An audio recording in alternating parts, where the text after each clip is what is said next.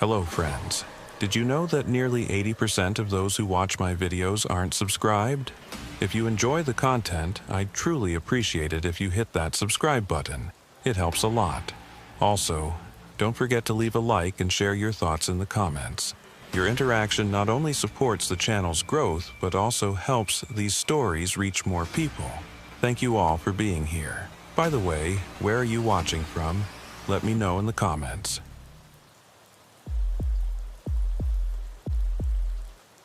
I never imagined silence could be so heavy. But on my first night shift at the West Executive Building, I learned it was possible. Silence can press down on your chest like a physical thing, making every breath conscious. My name is Carter. I've been working as an agent for the United States Secret Service for 3 years. Before this assignment, I spent most of my days on protective detail, standing guard at events, conducting ID checks, simple tasks for someone at my level. The night shift was different. They told me it would be quiet, even simple and routine. They said most nights nothing would happen. The West Executive Building sits between the White House and the Eisenhower Executive Office Building. It's not a place most people know about, and that's by design. During the day, it's busy with staff moving between meetings, but after 10 p.m., the building empties out completely. By midnight, it's supposed to be a ghost town. My shift started at 2200 hours on a Tuesday in October. The weather outside was cold, that sharp kind of cold that comes early in the fall and catches you off guard. I reported to the security office on the ground floor where Agent Miller, the day shift supervisor, briefed me on the night protocols. Miller was in his mid-50s, gray at the temples, with the kind of face that had seen enough to not be impressed by much. He walked me through the basics. Monitor the access points, do hourly sweeps of each floor, check the camera feeds, log everything. Simple enough. Hardly anyone comes through here after 11, Miller said, tapping his pen on the desk. Maybe a staffer working late, but they'll badge in and out. You'll see it on the system. If anyone tries to enter without proper credentials, you call it in immediately. Don't engage alone. I nodded, taking notes, even though I'd already memorized the manual. Miller leaned back in his chair and looked at me for a moment. You ever worked nights before? Not like this, I said. Mostly events, daytime posts. He nodded slowly. Nights are different. Your mind plays tricks on you when it's this quiet. You'll hear things, see things in your peripheral vision. It's normal. Just stay alert and don't let your imagination run wild. I remember thinking that was an odd thing to say. Miller didn't strike me as the type to believe in ghost stories or paranoia, but he said it with the kind of tone that made me think he was speaking from experience. After the briefing, Miller showed me the monitor room. It was a small office with 6 screens showing different camera angles throughout the building. Lobby entrance, main corridor on the first floor, stairwell access points, second floor hallway, third floor hallway, and the rear service entrance. The feeds were clear, night vision filters giving everything a greenish tint. Most important thing, Miller said, pointing at the second floor camera, is this hallway. Second floor, east wing. It's the longest corridor in the building. Runs about 150 feet end to end. No offices down there anymore, just storage rooms and some archive space. It's been slated for renovation for about 2 years now, but the budget keeps getting pushed. Point is, nobody should be down there at night. If you see anyone on that feed, you call it in. Understood? Understood, I said, looking at the empty hallway on the screen. The lighting was dim, every third fluorescent panel turned off to save energy. It gave the corridor an uneven look, pockets of light and shadow alternating down its length. Miller checked his watch. All right, I'm heading out. You've got my number if anything comes up. Otherwise, just stick to the routine. You'll be fine. He left, and I heard his footsteps echo down the hallway until the sound of the exterior door closing cut them off. Then it was just me and the hum of the building's ventilation system.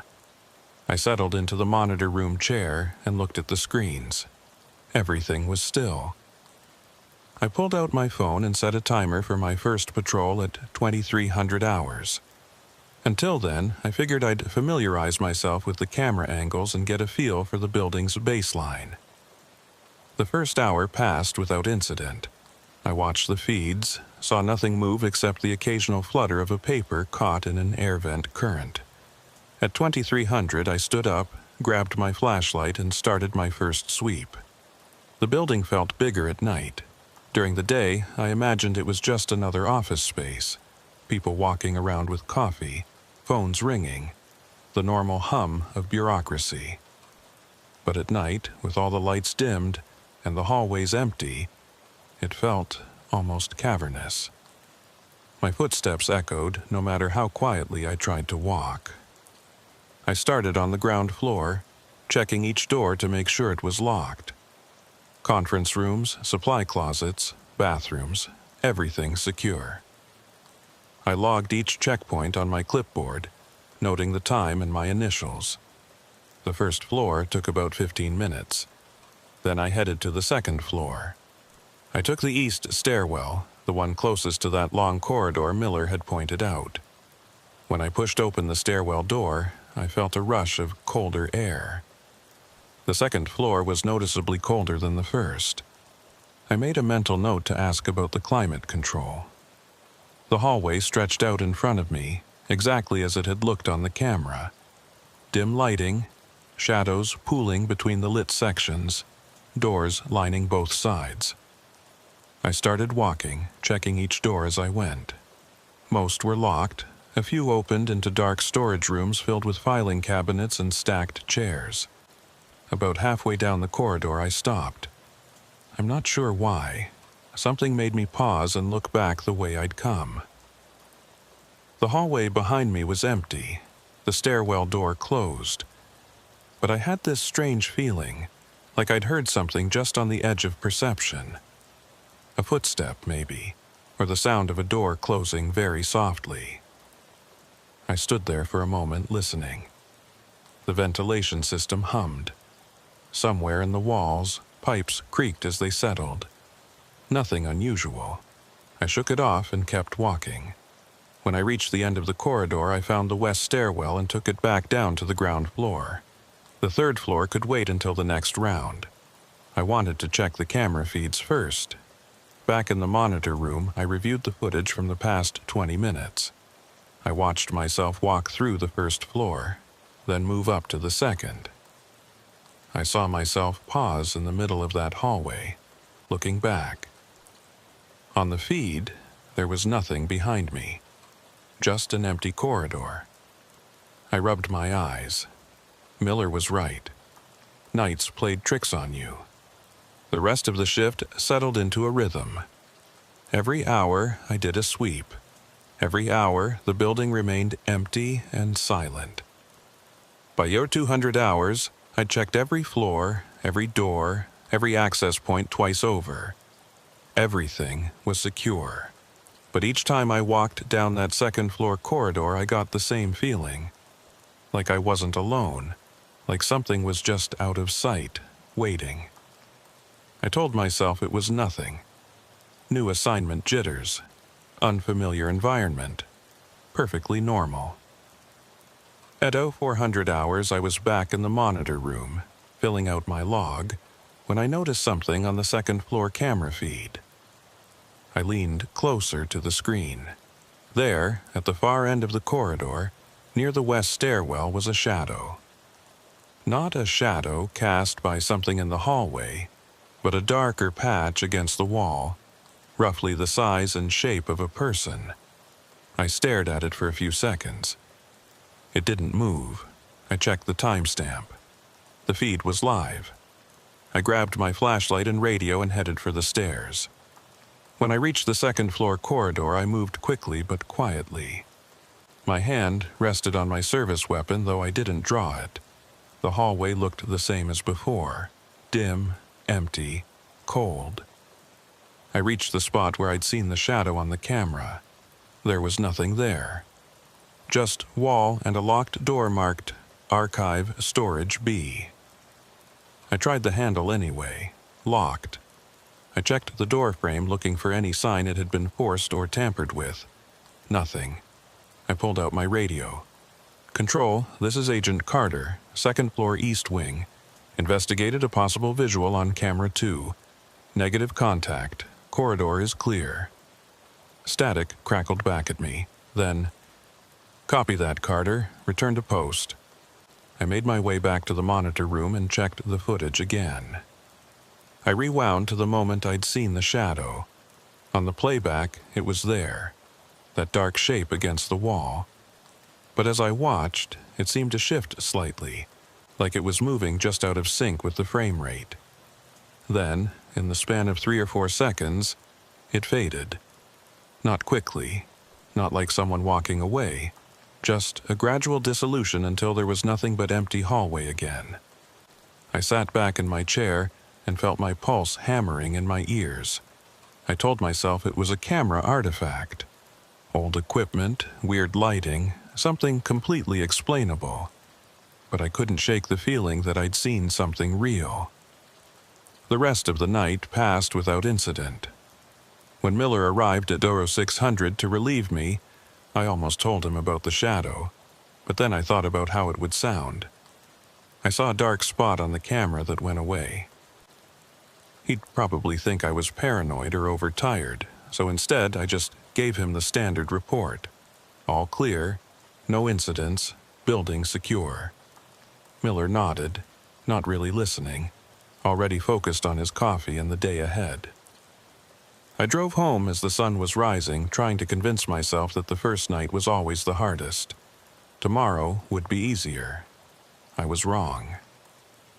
The second night started the same way. I reported at 2200, got the briefing from Miller, settled into the monitor room. This time, I told myself I'd stay focused, ignore any weird feelings, stick to the routine. For the first few hours, everything went according to plan.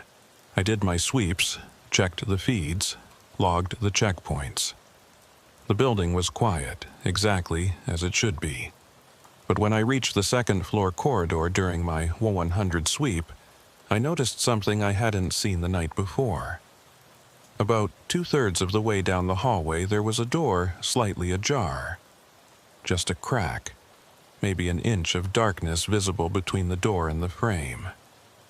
I approached slowly, my hand on my flashlight. The door had a placard that read, "Storage 217.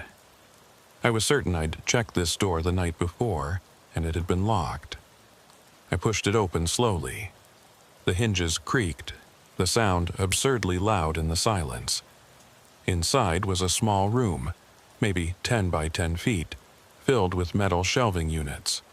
Old binders, boxes of files, outdated computer equipment.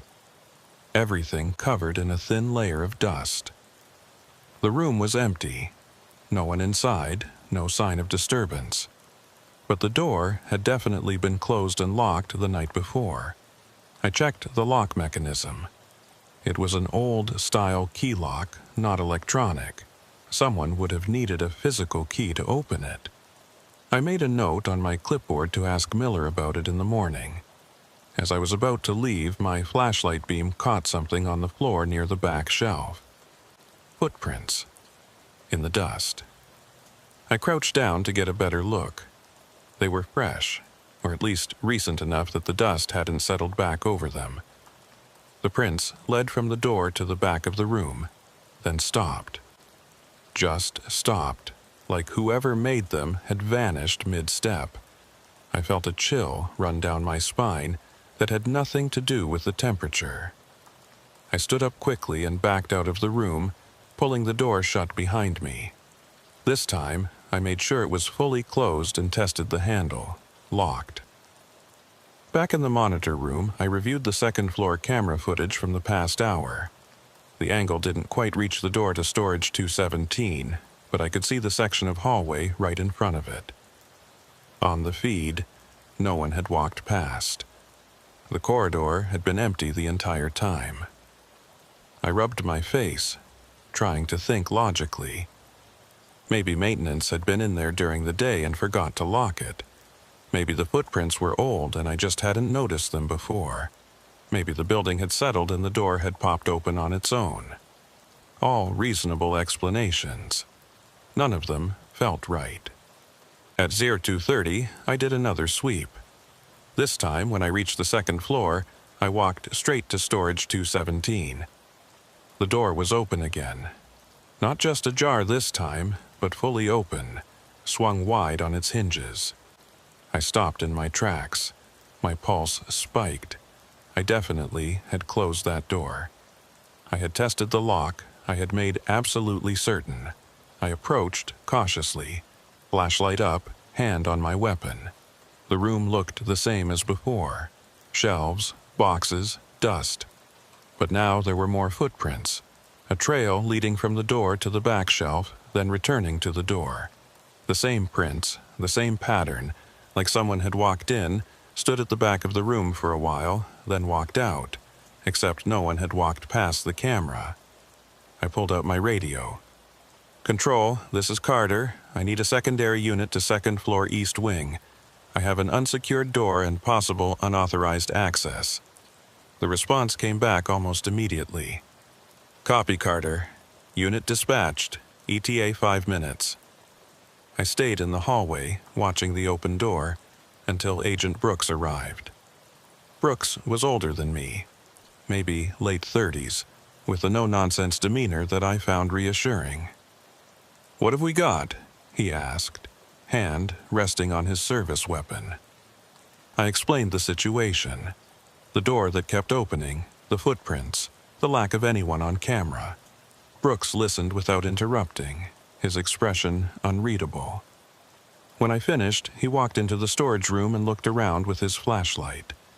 He crouched down to examine the footprints, then stood up and checked the shelves. "Dust is thick," he said. "These prints are fresh, couple hours old at most."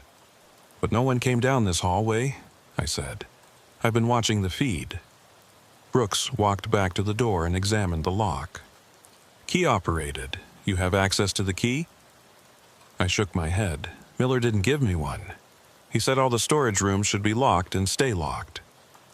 Brooks pulled out a small notebook and wrote something down. "I'll file a report. We'll get maintenance to check the lock tomorrow, make sure it's functioning properly. Could be a mechanism failure." "What about the footprints?" He looked at me for a moment, and I saw something in his expression I couldn't quite read.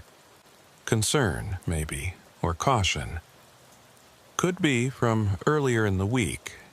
Dust settles slow in these old rooms. They look fresh," I said. "They do," Brooks agreed. "But without anyone on camera, we have to assume there's a reasonable explanation. Maintenance, cleaning crew, someone with authorization we don't know about." He pulled the door closed and tested it.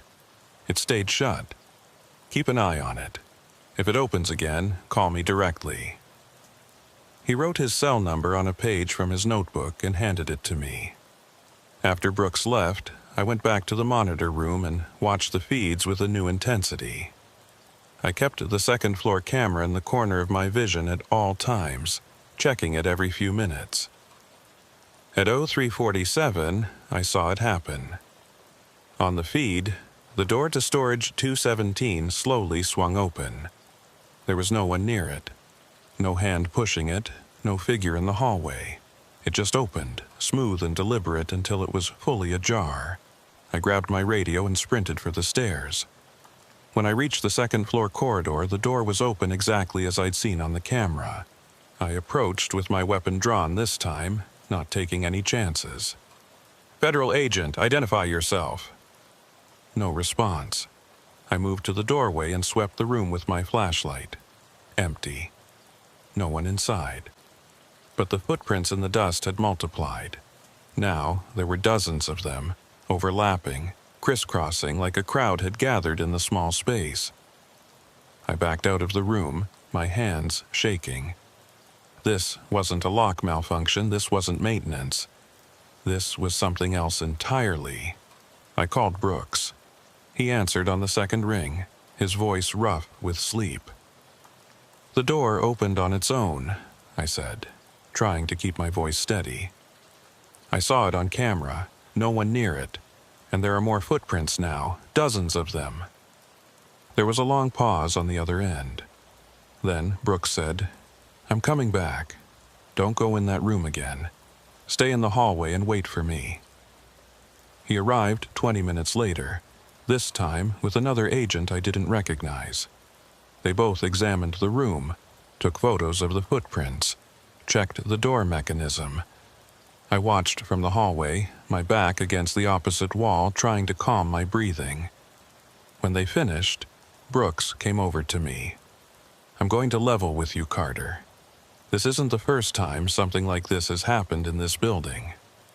I stared at him. "What do you mean?" Brooks glanced at the other agent, who nodded slightly. 3 years ago, we had an agent on night shift report a similar incident. Doors opening, footsteps in empty hallways, shadows on the cameras. We did a full security review, checked every system, every lock, every access point. Never found an explanation.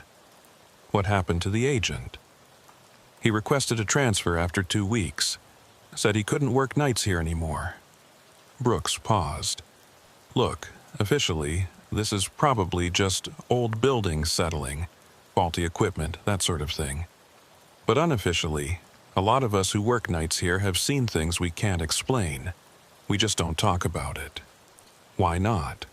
Because there's no protocol for it. What are you supposed to put in a report? Door opened by unseen force. You'd be laughed out of the service or sent for a psych eval." I looked back at the open door to storage 217. "So, what do I do?" Brooks put a hand on my shoulder. "You do your job. You log what you can log, and you trust your training. If there's a real threat, you'll know it. Everything else," he shrugged, "everything else is just noise." They left shortly after, and I was alone again. I closed the door to storage 217 one more time, knowing it wouldn't stay closed. For the rest of the shift, I stayed in the monitor room, watching the feeds. The door stayed shut, but now I noticed other things. Small things. A chair in the first floor conference room that seemed to change position between camera checks. A shadow that moved across the third-floor hallway when nothing was there to cast it. The faint sound of footsteps coming through the walls when the building should have been silent. When Miller arrived at 0600, I gave him a brief report mentioning the door issue and the maintenance request Brooks was filing. Miller nodded, barely paying attention, already thinking about his own day ahead. I drove home in the full light of morning, but the sunshine didn't make me feel any better. I kept thinking about what Brooks had said. Other agents had seen things. This had happened before, and I still had 5 more nights on this rotation. By the 3rd night, I'd started noticing patterns, not in the building's behavior, but in my own reactions to it. The way my heart rate would spike when I approached the 2nd-floor stairwell. The way I'd unconsciously hold my breath while walking down that corridor. The way I checked the monitor feed for that hallway more frequently than any other camera. I was developing a hypervigilance that wasn't healthy, but I couldn't help it. The building demanded attention.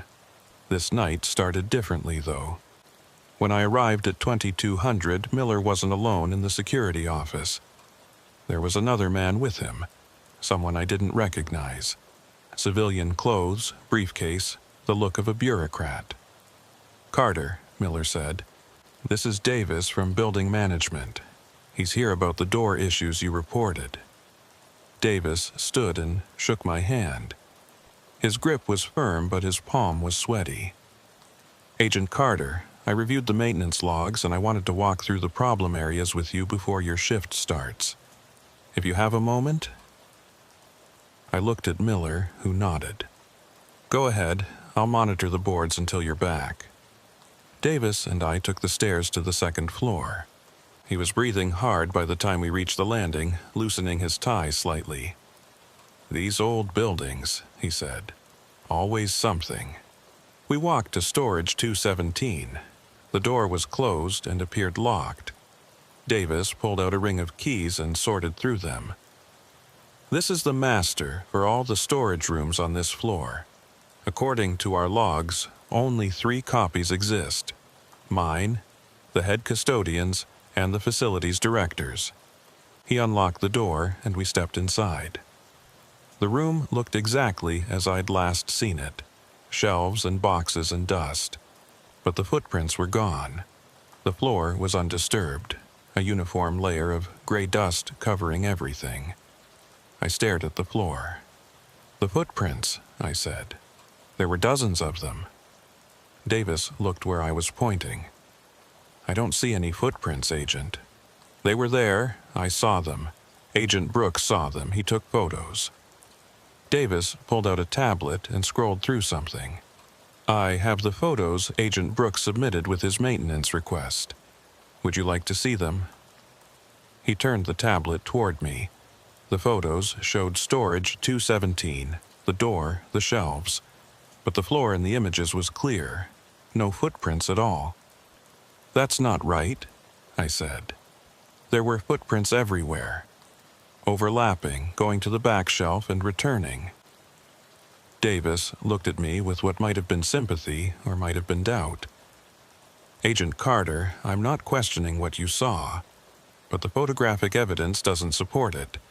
It's possible in the low-light conditions, dust patterns can create illusions of disturbance.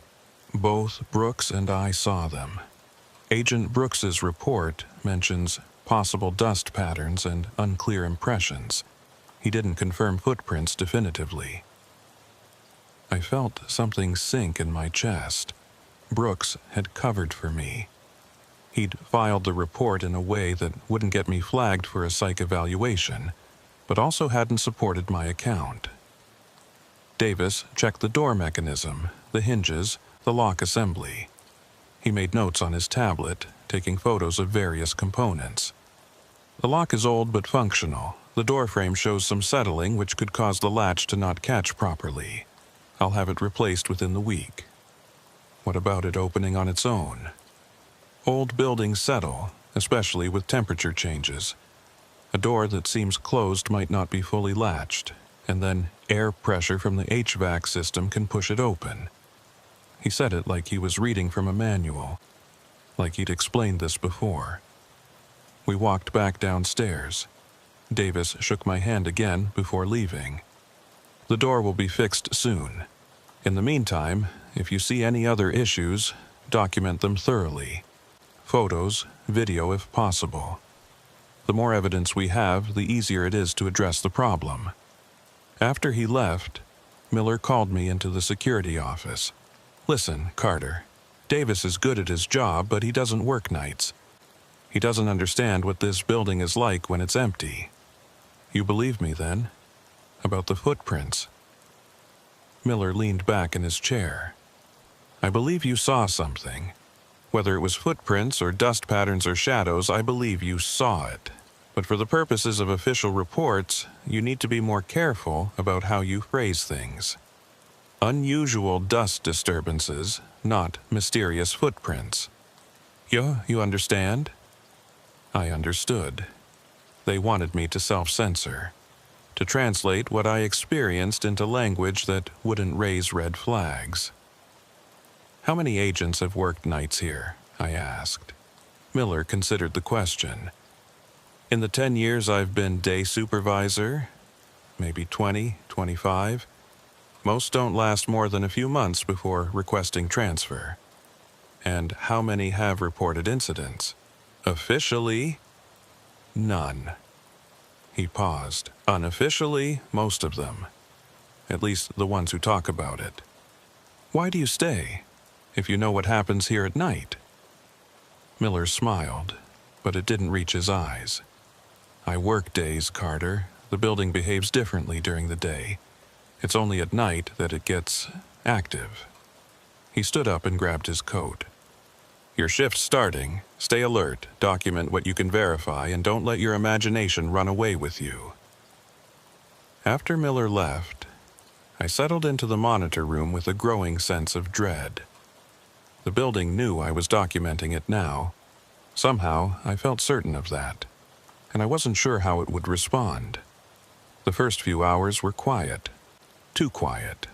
I did my sweeps, checked the doors, logged the checkpoints. Everything normal, everything routine. But the second-floor corridor felt different tonight. The temperature was even colder than before, and the shadows between the lights seemed deeper, more substantial.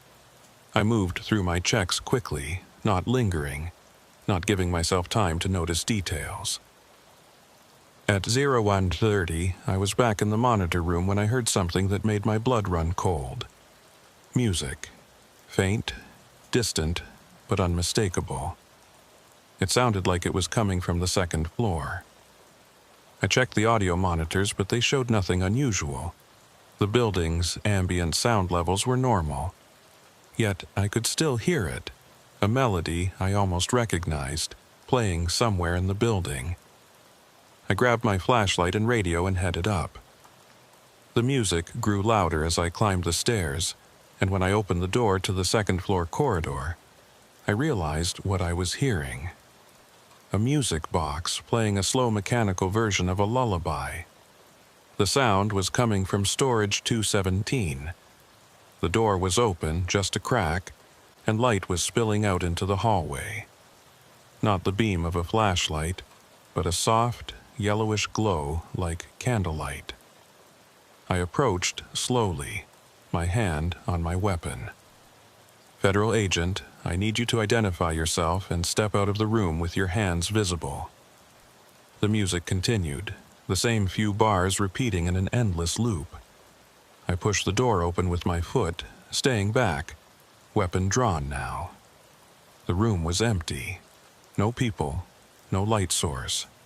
But on one of the shelves, in a cleared space that definitely hadn't been there before, sat a small music box. Old, ornate, the kind of thing you'd find in an antique shop. And it was playing. I holstered my weapon and moved closer. The music box was beautiful in a faded way, the paint chipped, the mechanism visible through a cracked panel. As I watched, it wound down, the melody slowing, deepening, until it stopped completely. The silence that followed was absolute. I reached out to pick up the music box, then stopped. Something told me not to touch it. Some instinct that had nothing to do with training or protocol. I pulled out my phone and took photos. The music box from multiple angles, the cleared shelf space, the room itself. Evidence, documentation. As I was taking the last photo, I heard footsteps in the corridor behind me. Quick, light footsteps like someone running. I spun around, my flashlight cutting through the darkness. The hallway was empty, but down at the far end, near the west stairwell, a door was closing. I saw just the last few inches of it swinging shut, heard the soft click of the latch. I ran toward it. The door led to an office, one I'd checked multiple times before. It was supposed to be locked, but the handle turned freely under my hand. Inside was a typical government office. Desk, chair, filing cabinets, window overlooking the street. Completely ordinary, except for one thing. The desk was covered in papers. Not files or forms, but personal letters. Handwritten notes. And they were all recent, the dates spanning the last few months. I recognized some of the names in the headers. Staff members who worked in the building during the day. The letters weren't addressed to anyone. They were just thoughts, confessions, fears, things people had written but never sent. And on top of the pile was a sheet of paper with my name on it. Not Agent Carter, my first name. In handwriting I didn't recognize. I picked it up with shaking hands and read, "You see us now. That's good. We need to be seen. We've been here so long, forgotten in the spaces between. The building remembers us even if the living don't. Don't be afraid. We don't mean harm. We just want someone to know we were real." The paper was dated today, written in the past hour, according to the timestamp in the corner. I dropped it back on the desk and backed out of the room. My radio crackled to life, making me jump. "Carter, this is Control. We're showing a motion sensor activation in the second-floor west office. Please confirm your location." I grabbed the radio. "I'm at that location now. The office door was unsecured. I paused. What did I find? Letters that shouldn't exist? A music box that plays by itself? A note addressed to me by someone who isn't there?" "Found what, Carter?" "Maintenance issue," I said finally. "Door lock malfunction. I'm securing the area now." "Copy that. Log it for the morning crew." I closed the office door and tested it. Locked again, as if it had never been open. I went back to storage 217. The music box was gone. The shelf was dusty and undisturbed, just like every other shelf in the room. But on my phone, the photos I'd taken were still there. Clear images of the music box sitting exactly where I'd seen it.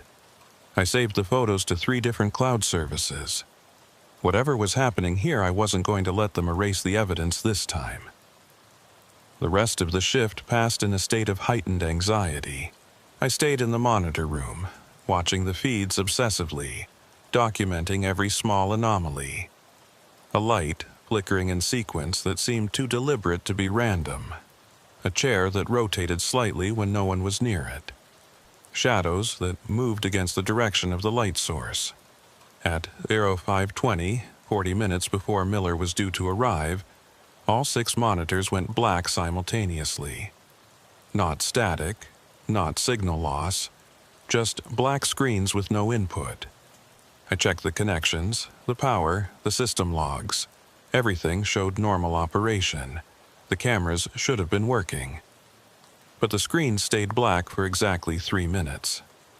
Then, all at once, they flickered back to life. And there, on the second-floor corridor feed, was a figure. Standing in the middle of the hallway, facing the camera. The same silhouette I'd seen on my first night, but clearer now. I could almost make out features. The suggestion of a face, of clothes, of a person who had once been real. It stood there for 5 seconds.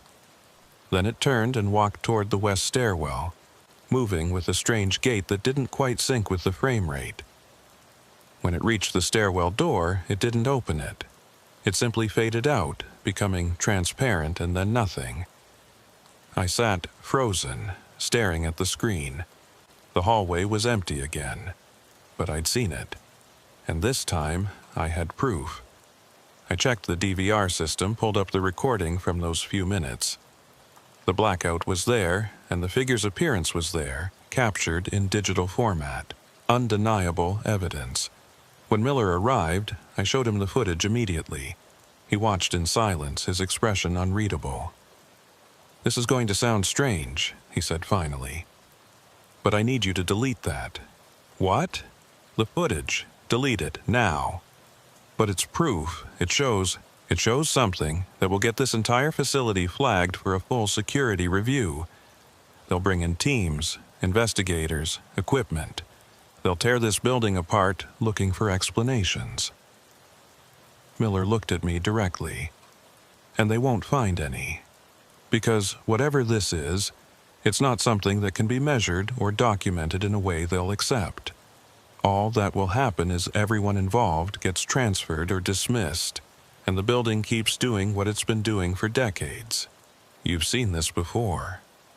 It wasn't a question, but Miller nodded anyway. Different forms, different manifestations. But yes, I've seen it. What is it? I don't know, no one does. But I know that bringing official attention to it doesn't help. It just creates problems for the people who work here. I looked at the screen, at the frozen image of the figure in the corridor. If I delete this, I have nothing. Just my word. Your word to who? Who are you going to tell that will believe you? Miller's tone wasn't unkind, just realistic. "Carter, I'm not trying to silence you. I'm trying to protect your career. Delete the footage, work your remaining shifts, then request a transfer. That's how everyone handles this." I thought about the note on the desk. "We just want someone to know we were real." "I need to document this," I said. "Not officially, but for myself, so I know I'm not crazy." Miller considered this. "Document it however you want, but keep it off the government systems, and don't share it with anyone in an official capacity. Understand?" I understood. I copied the footage to a personal drive, then deleted it from the official system. The act felt like betrayal, though I wasn't sure who I was betraying. Miller clapped me on the shoulder. "Get some sleep, only a few more nights to go." But as I drove home in the morning light, I knew sleep wouldn't come easily. The building had shown itself to me clearly now. It wanted me to see, to know, to acknowledge. The question was why, and what would happen when it felt I'd seen enough. The fourth night felt different from the moment I walked through the door. The air pressure seemed wrong, like the building was holding its breath. Every sound was muted, deadened, as if the walls were absorbing noise rather than echoing it. Miller was acting strange too. He barely looked at me during the briefing, rushing through the protocols like he wanted to leave as quickly as possible. "Everything okay?" I asked. He paused at the door, his hand on the frame. "Just remember what I told you. Document what you need to, but keep it personal. Don't make this official." "I won't." He nodded, but didn't leave immediately. "Carter, have you noticed the dates?"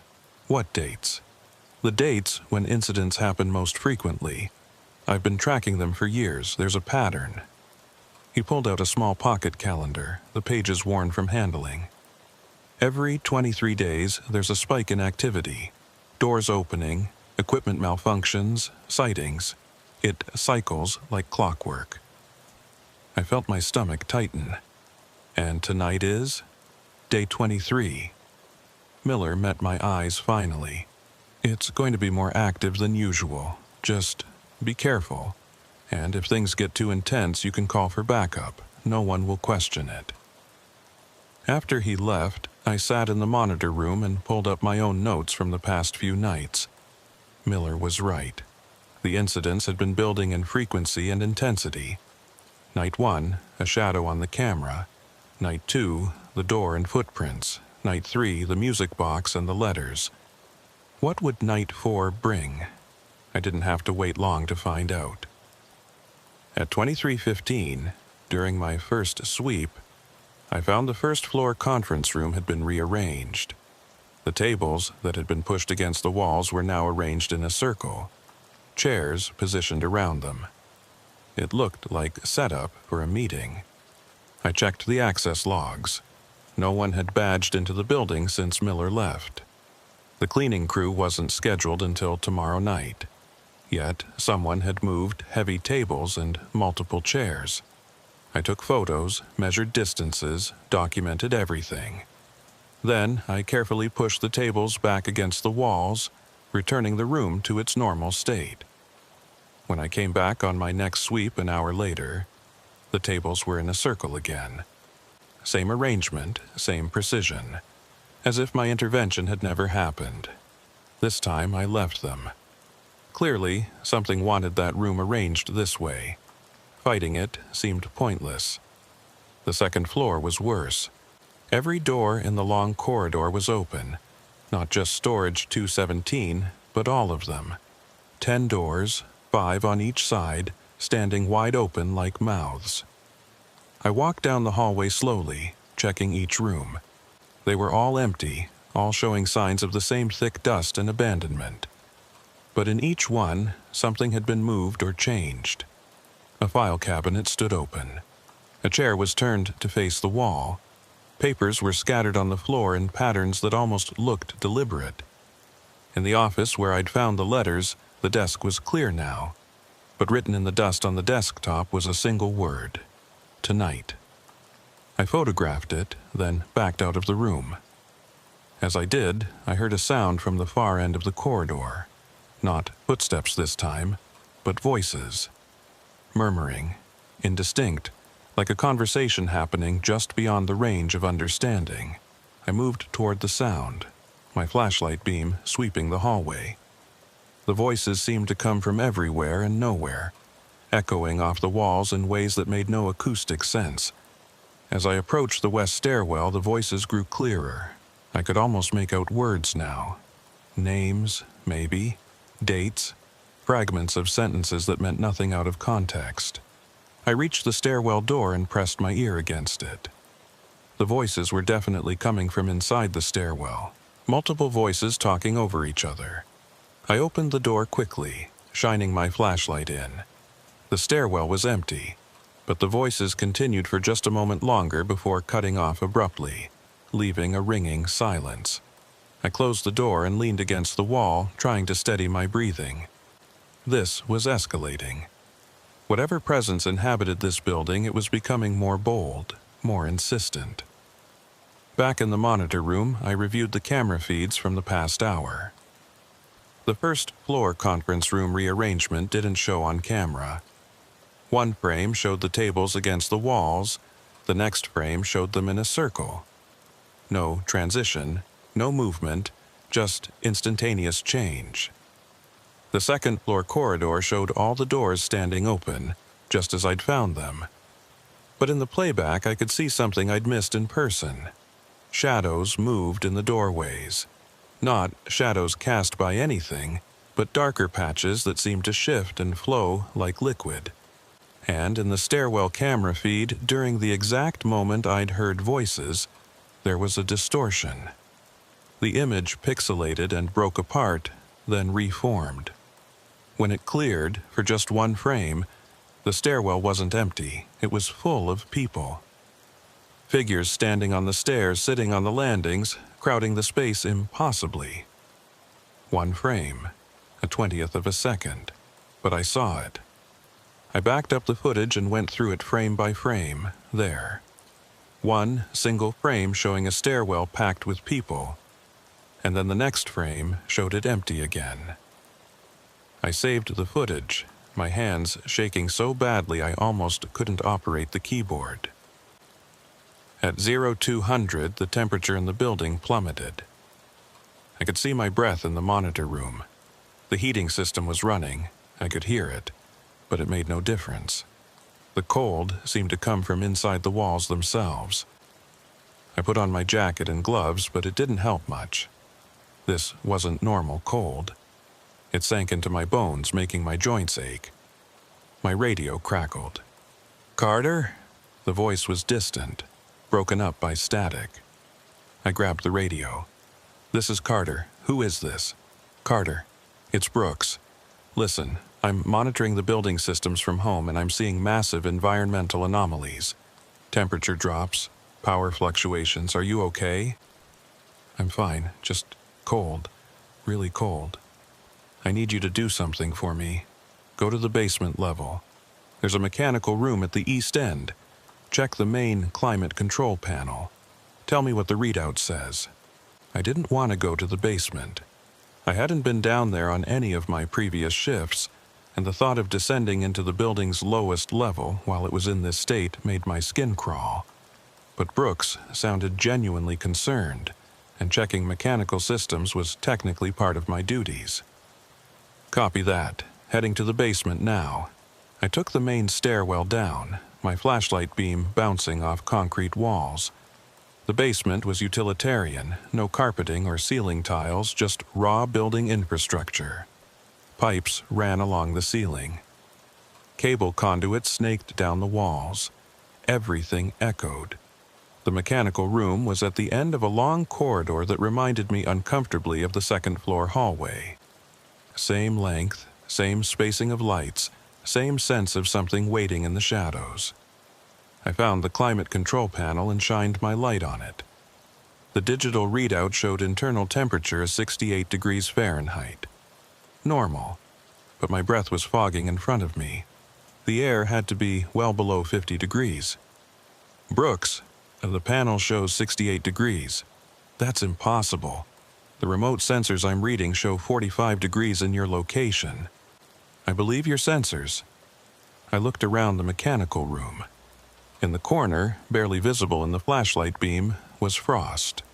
Actual frost forming on the concrete walls.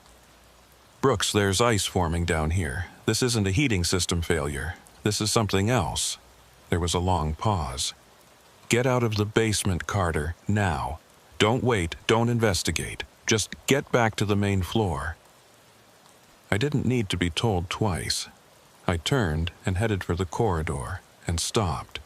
At the far end of the hallway, blocking the way to the stairs, was a figure. Not the shadowy silhouette from the cameras. This was more solid, more defined.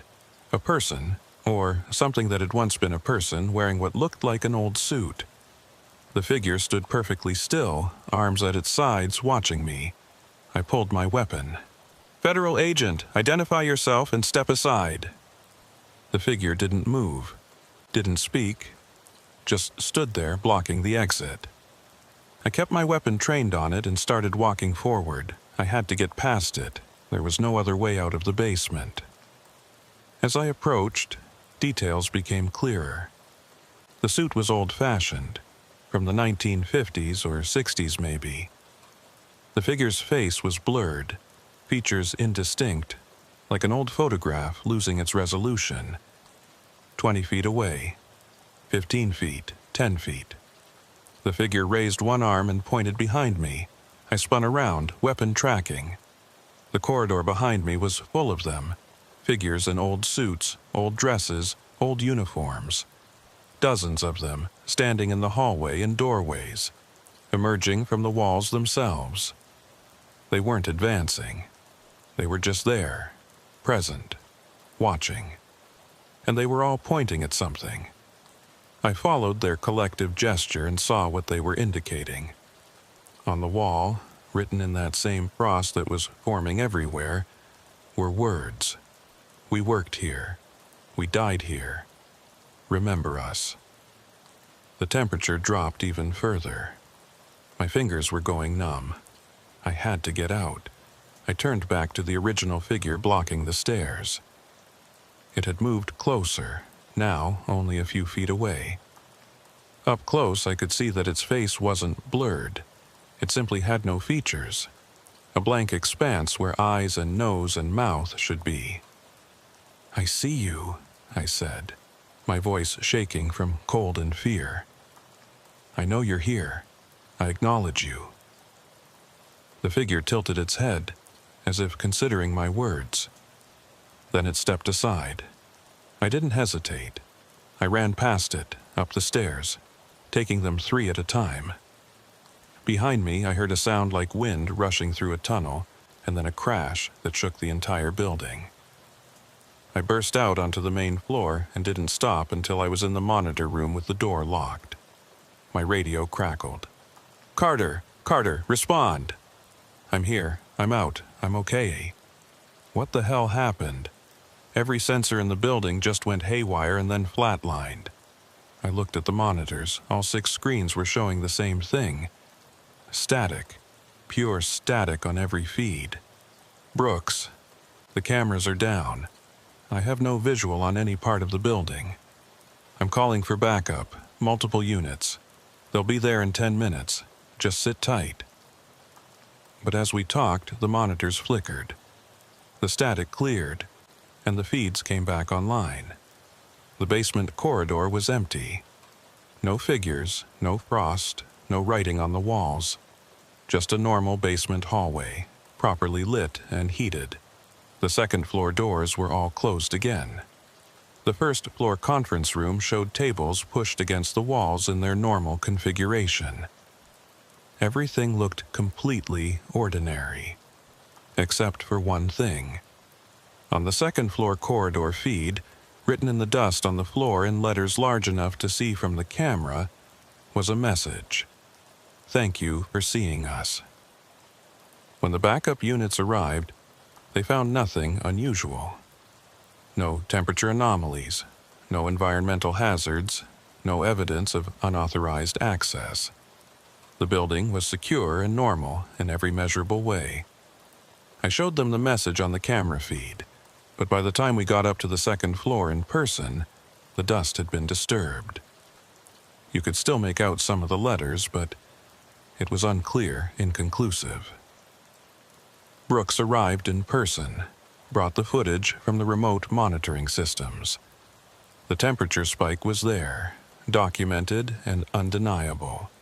But the recovery was so rapid and complete that it defied physical laws. Systems didn't go from 40 degrees to 68 degrees in seconds. It wasn't possible. "I believe you," Brooks said quietly after the other agents had left. "But this can't go in an official report. You understand that, right?" I understood. I was learning the rules of this place, what could be said and what had to remain silent. Brooks left around 04:30. I had 90 minutes left on my shift.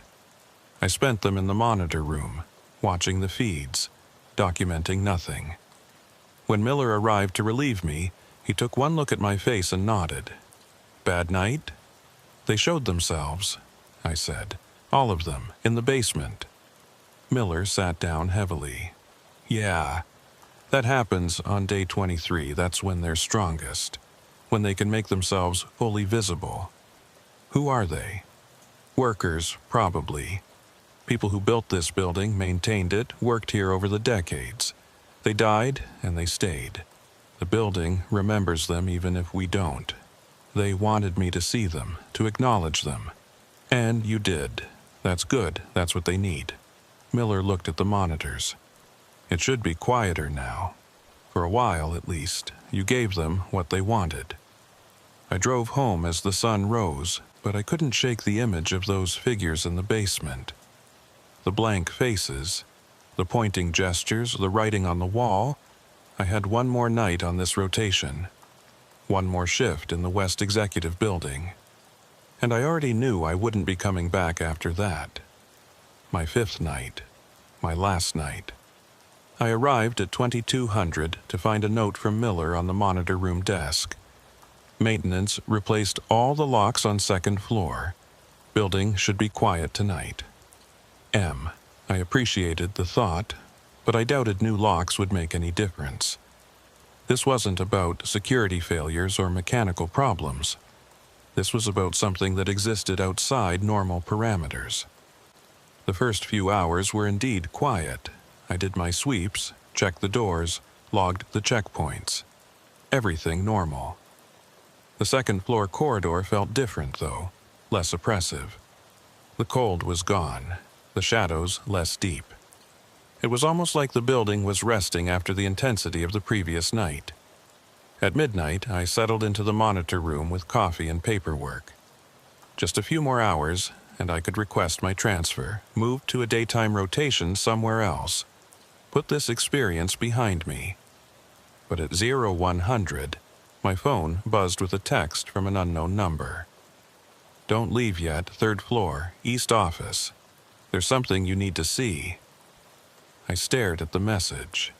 It had to be someone from the service, probably Brooks. But why wouldn't he call or use the radio? I texted back. "Who is this?" No response. But 2 minutes later, another message. "3rd floor, East office, please." Against my better judgment, I went. The 3rd floor was territory I'd only checked a few times, mostly storage and archived files. The East office was at the end of another long corridor, this one carpeted and quieter than the 2nd floor. The office door was closed but unlocked. I pushed it open slowly. Inside was a space that looked like it hadn't been used in decades. Desk covered in dust. Filing cabinets rusted shut. Window so dirty it barely let in light from the street. But on the desk, cleared of dust, was a file folder. I approached cautiously and opened it. Inside were personnel records, old ones from the 1960s and 70s. Photos of people in dated clothes, typed forms. employment histories, and notes, handwritten notes in the margins. Died during building evacuation, 1972.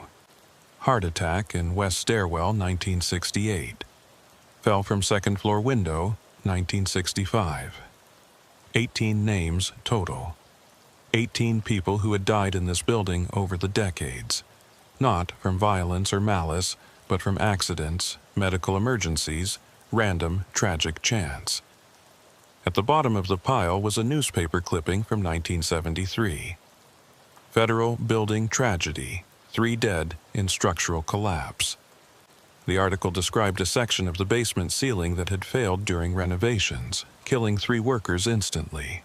And there, in the margin of the article, written in pencil in fresh-looking handwriting, was a message.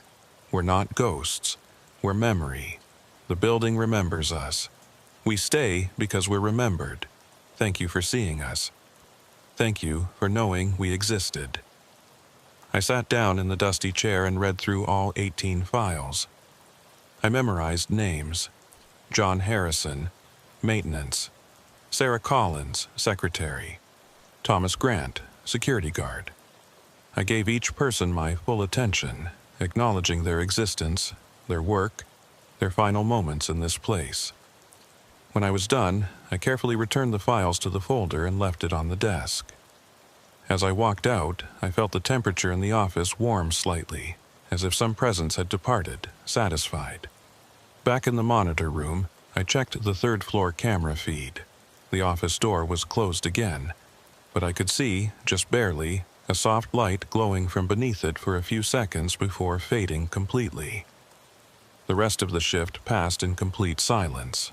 No doors opening, no shadows, no anomalies. Just a building settling into its normal nighttime state.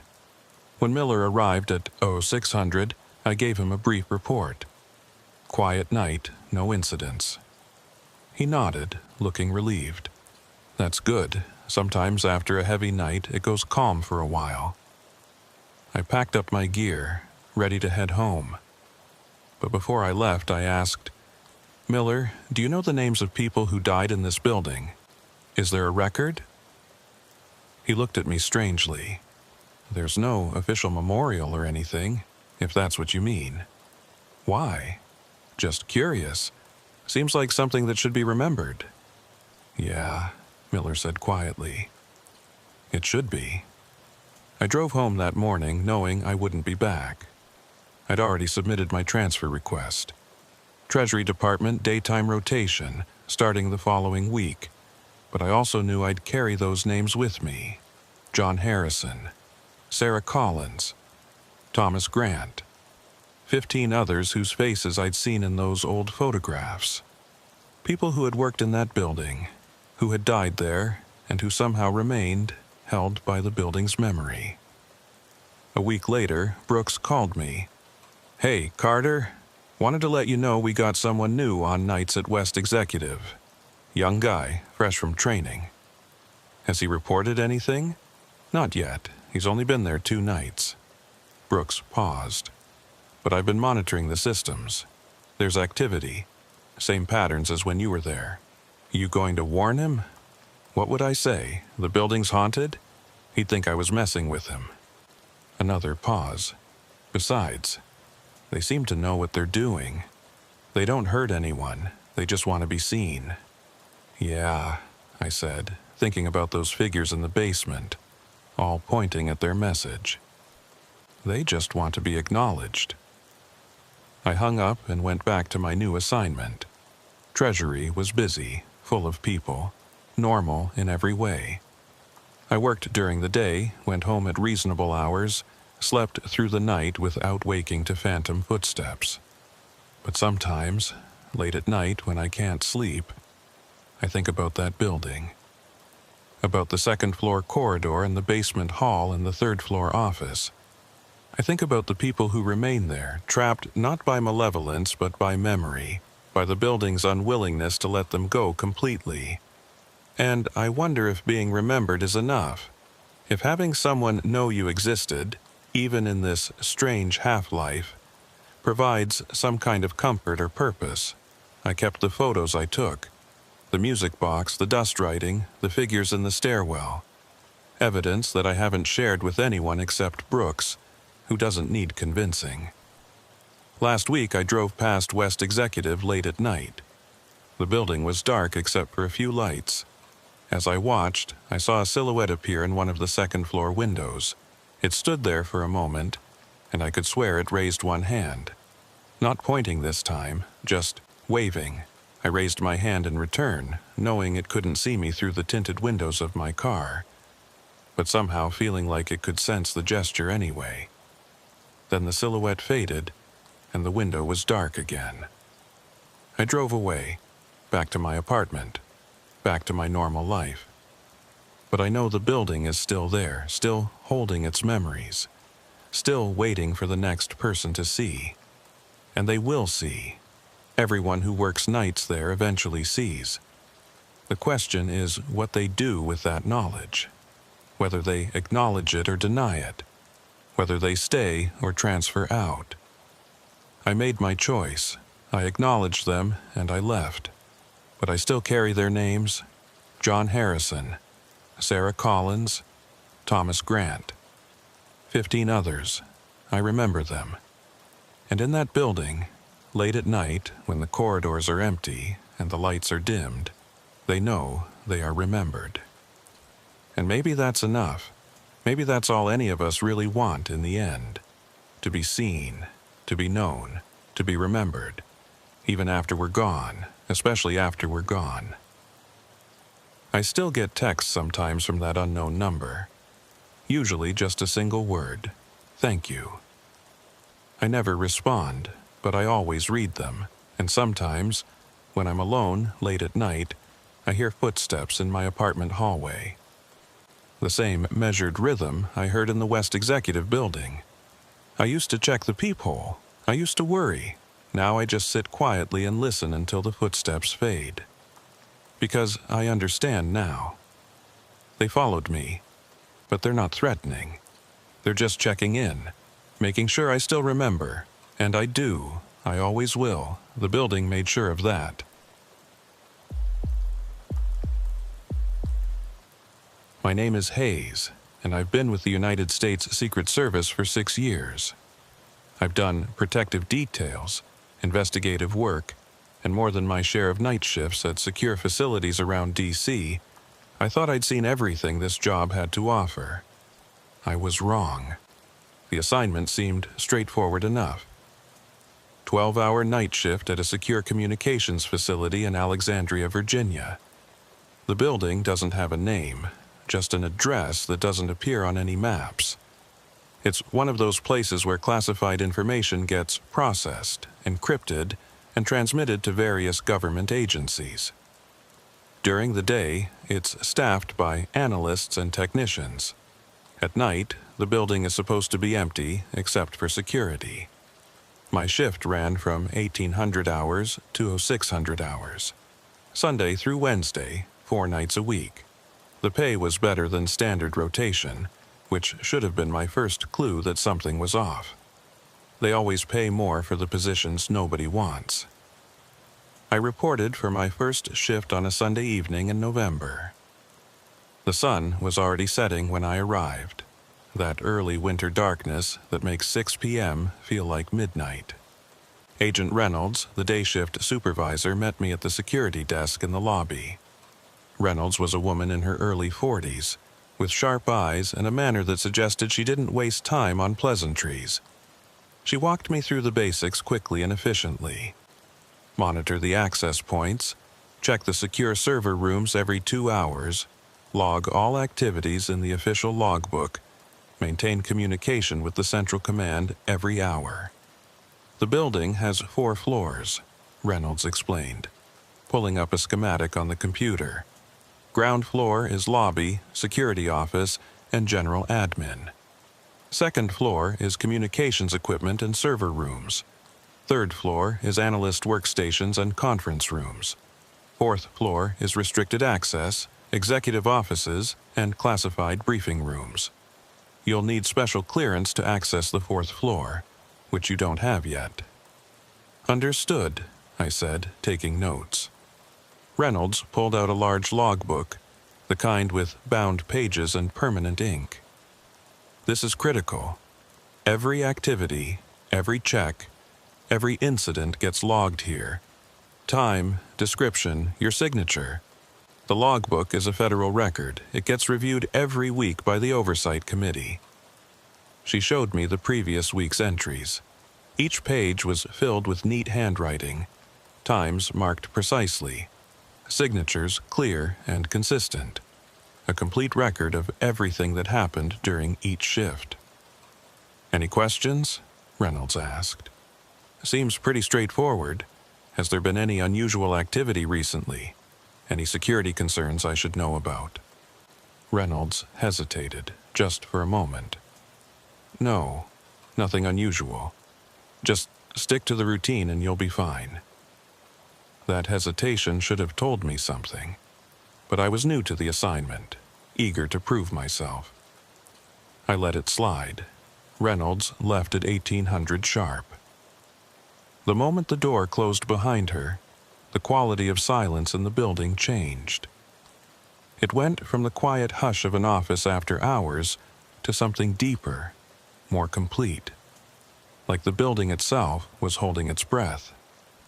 I settled into the security office and reviewed the camera feeds. 16 monitors showing different areas of the building. Everything looked normal. Empty hallways, dark offices, server rooms with their endless rows of blinking lights. I logged my first entry in the book. 1800, shift begins. Building secure. All systems nominal. Haze. The first few hours passed without incident. I did my rounds at 1900, checking each floor methodically. The building was climate-controlled to protect the equipment, keeping everything at a constant 68 degrees. The air had that processed quality you get in places that are never open to the outside world. At 2000 hours, I checked in with Central Command.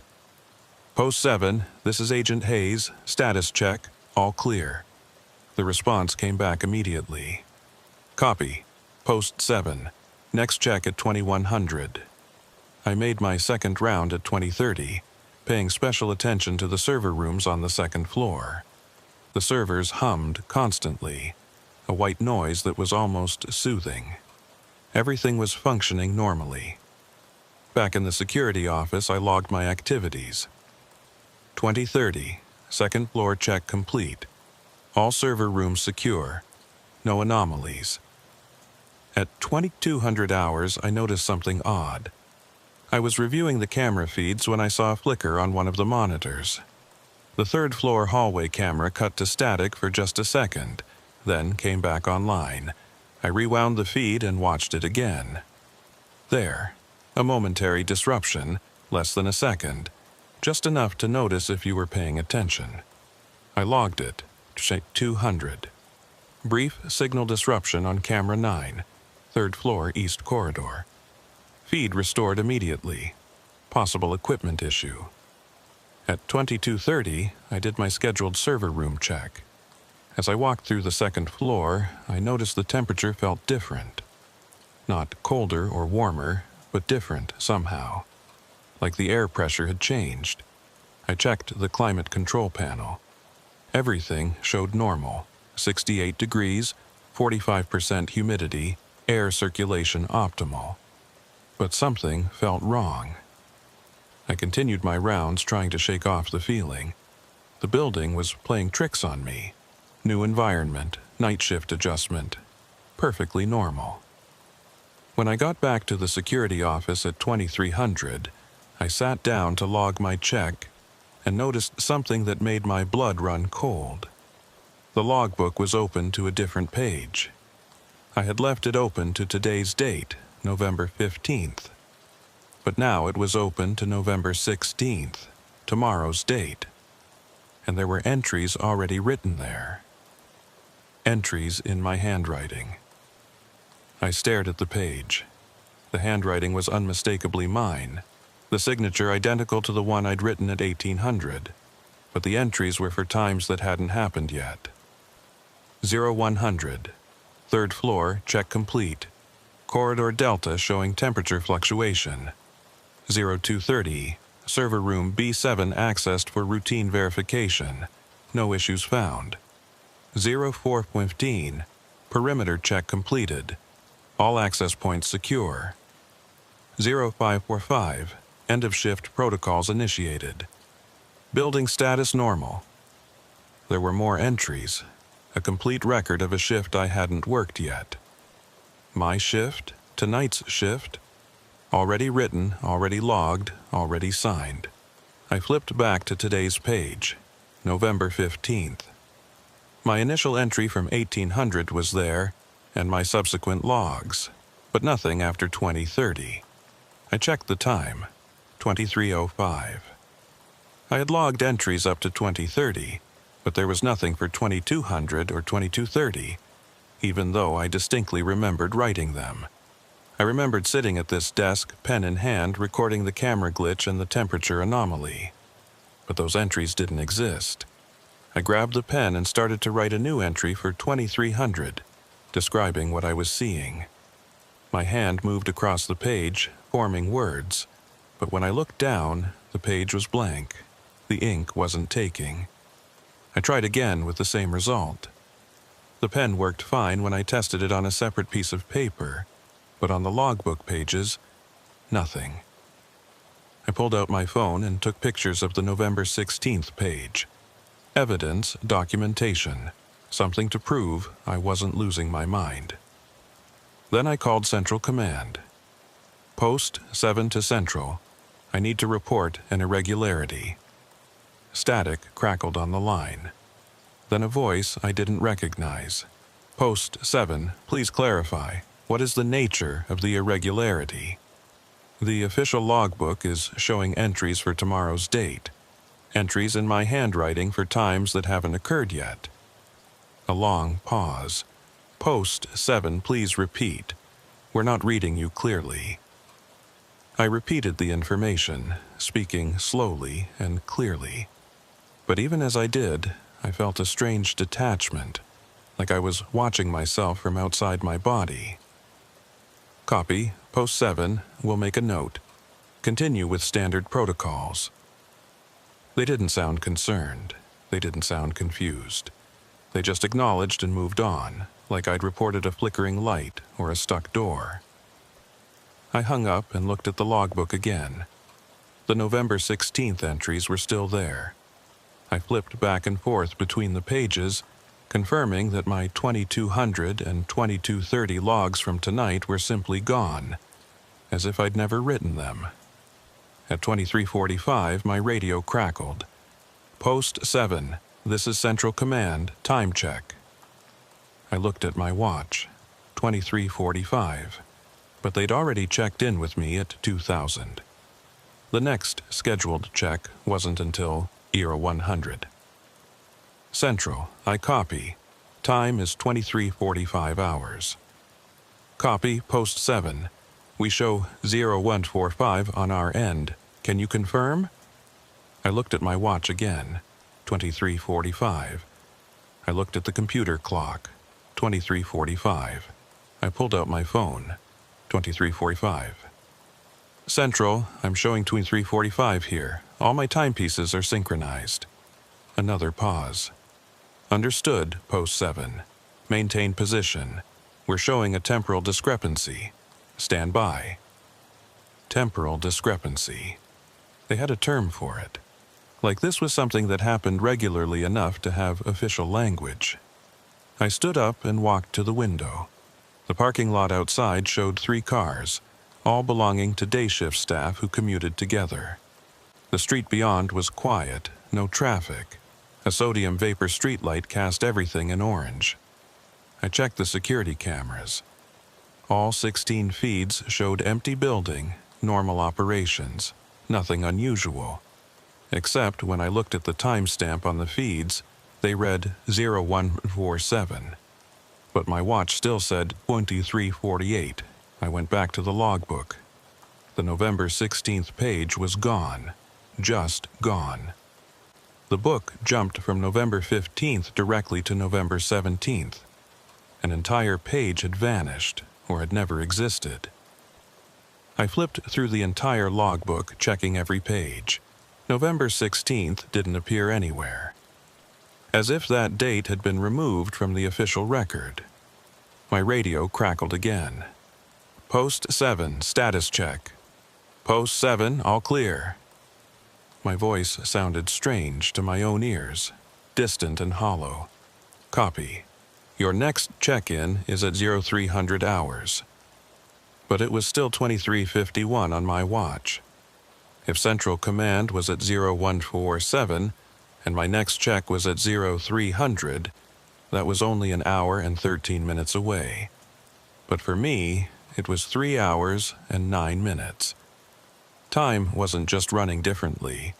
It was running separately for me than for everyone else. I sat down and tried to think logically. Possible explanations. Someone was drugging me and I was experiencing lost time. I was having a psychotic break. I was dreaming.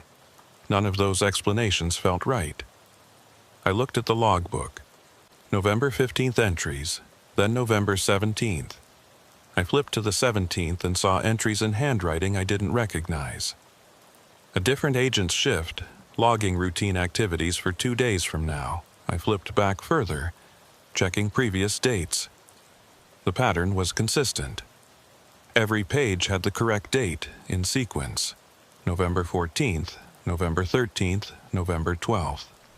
All accounted for, just November 16th was missing. Tomorrow's date. The date that was already logged in my handwriting before it happened, and then disappeared completely. I checked my phone photos. The pictures I'd taken of the November 16th page were gone. Not deleted, just gone. Like they'd never existed. My photo gallery jumped from the previous photo directly to the next one, with no gap. No indication that anything had been removed. At 00 hours by my watch, I decided to do another patrol. Maybe physical movement would help me make sense of what was happening. I walked through the ground floor first.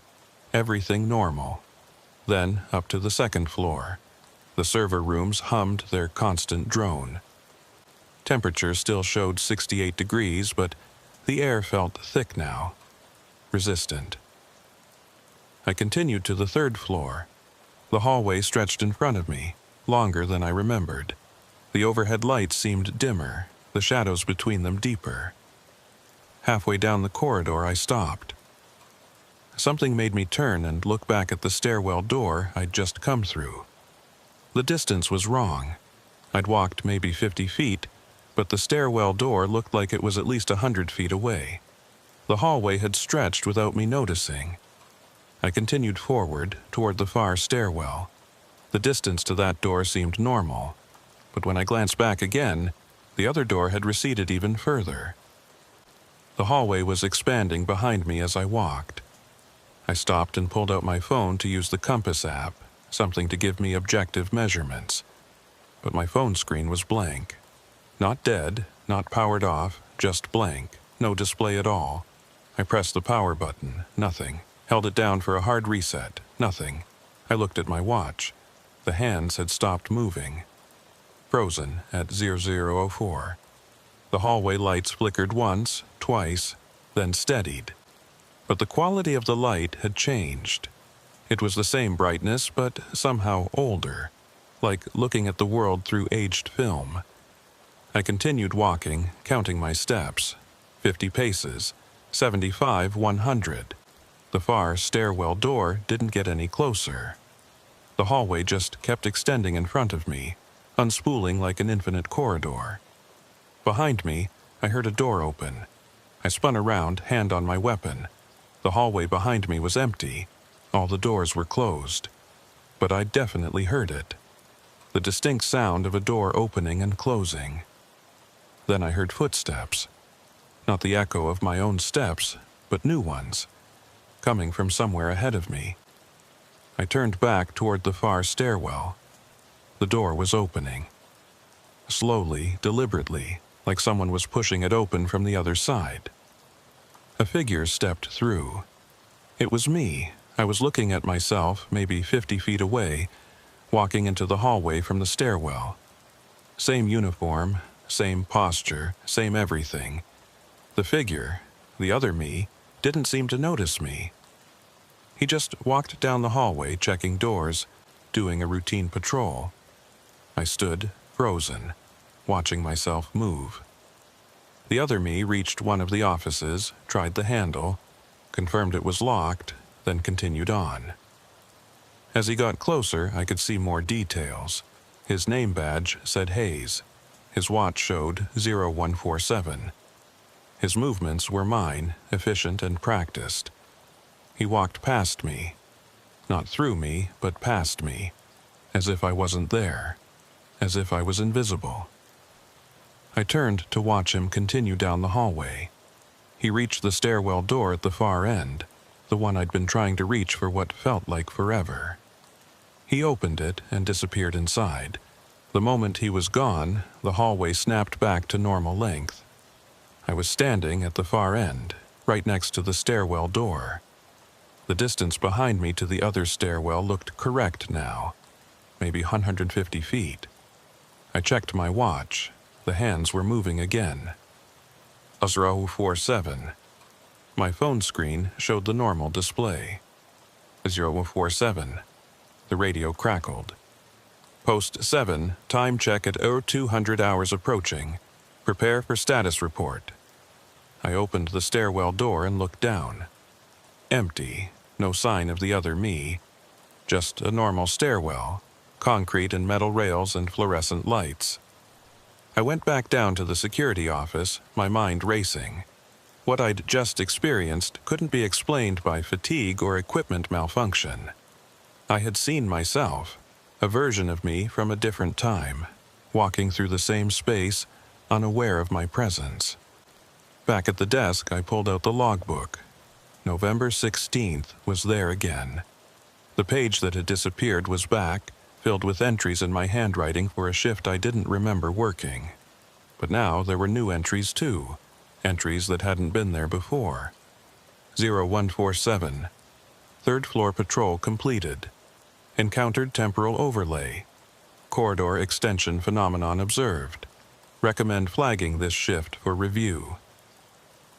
I hadn't written that, but it was in my handwriting. I grabbed the pen and tried to write a new entry. The ink took this time, flowing normally onto the page. I wrote 0150, experiencing severe timeline disruption. Request immediate backup, and my hand stopped moving. I couldn't write anymore. The pen was working. My hand could move, but I physically could not form any more words on the page. Some invisible barrier prevented it. I looked at what I'd written. The ink was already fading. As I watched, the words became lighter and lighter until they disappeared completely. The page showed only the previous entries, all in my handwriting, all describing events I didn't remember. The computer monitor flickered. When it stabilized, I saw something that made my stomach drop. The security camera feeds were showing me. In the security office, sitting at the desk, writing in the logbook. But the timestamp on the feed said 323. I was watching myself 3.5 hours in the future. And in that future I was writing in the logbook, calm and methodical, as if nothing unusual was happening. I looked down at the logbook in front of me. The entries continued past 0150, documenting activities through the rest of the shift. My future self had already logged everything. 0323, final server room check completed. All systems operational. 0445, prepared end-of-shift report. No significant incidents to note. 0600, shift concluded. Building secured. Transferred custody to day shift. Hayes. I grabbed my radio. Central, this is post 7. I need immediate extraction. I'm experiencing static burst from the radio. So loud, I had to rip the earpiece out. When the static cleared, a voice came through. my voice. Post 7 to Central. 0200 check-in. All secure. No incidents to report. But I hadn't said that. I was still holding the radio, the transmit button not pressed. The voice continued. Copy that, Central. Next check at 0300. I looked at the computer screen. The camera feed showing me in the security office had changed.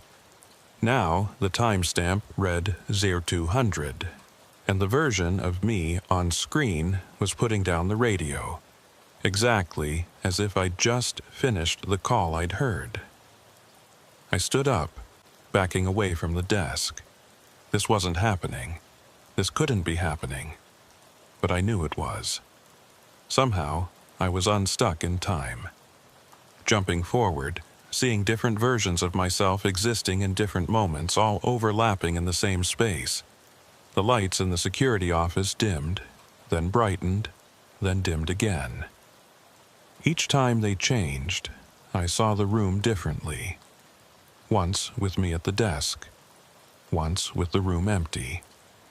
Once with someone else sitting there, an agent I didn't recognize, working a shift that wasn't mine.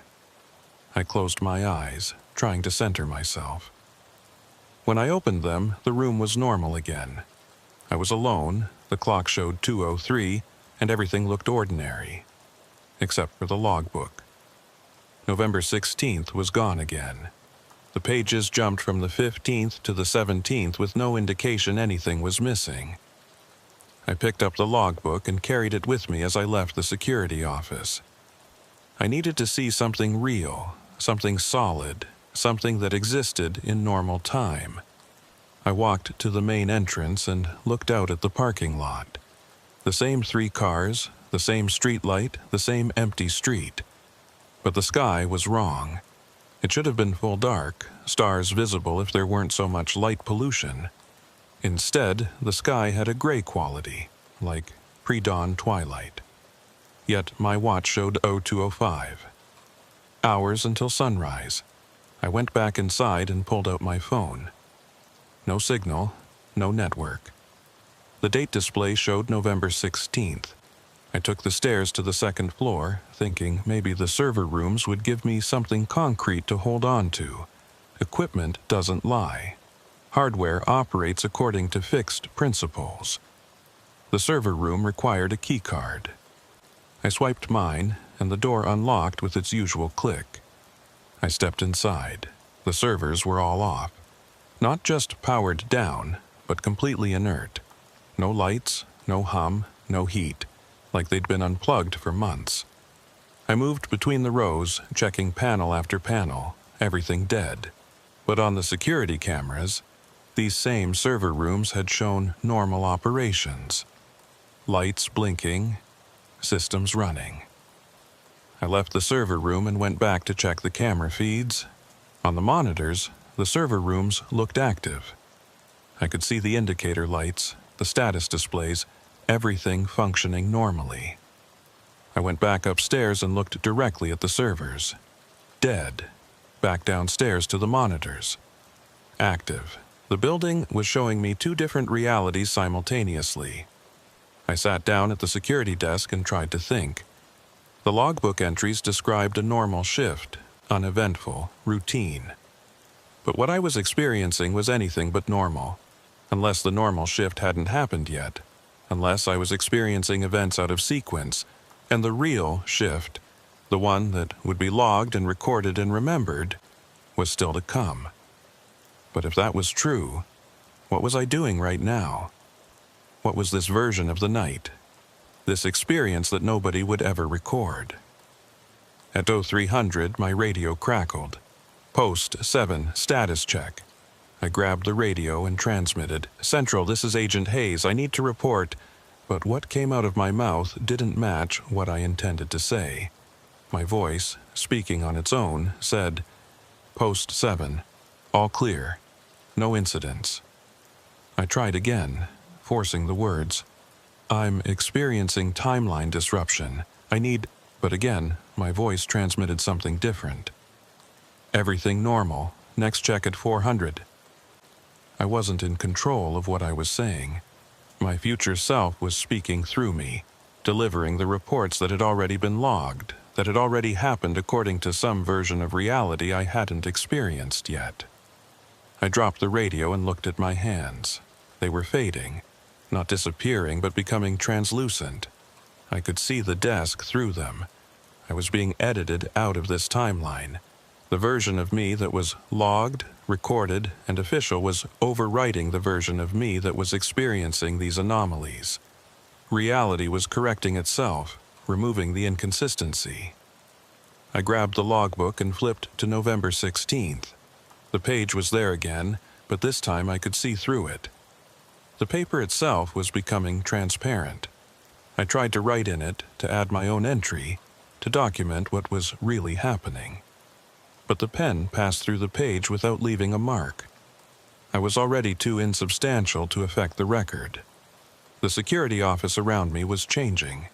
The walls looked newer, the equipment different. I was seeing the building at different times, different eras, all layered over each other like multiple exposures on the same photograph. In one version, I was sitting at the desk, filing routine paperwork. In another, the office was empty. In another, it was under construction, plastic sheeting and power tools visible. All of these times existed simultaneously. All of them were equally real and equally present, and I was slipping between them, unable to anchor myself to any single moment. At a 400, the lights went out completely. Not a power failure, but total darkness, absolute black. In the darkness, I heard voices, multiple versions of myself, speaking different words at different times, all overlapping. Post 7, all clear. I need backup. Something's wrong. Shift concluded without incident. Please, someone help me understand. Building secured for the night. I'm trapped in time. I'm seeing all of my voices, all of my experiences, all existing in the same space but in different moments, unable to reach each other, unable to help each other. Then the lights came back on. The security office looked normal again.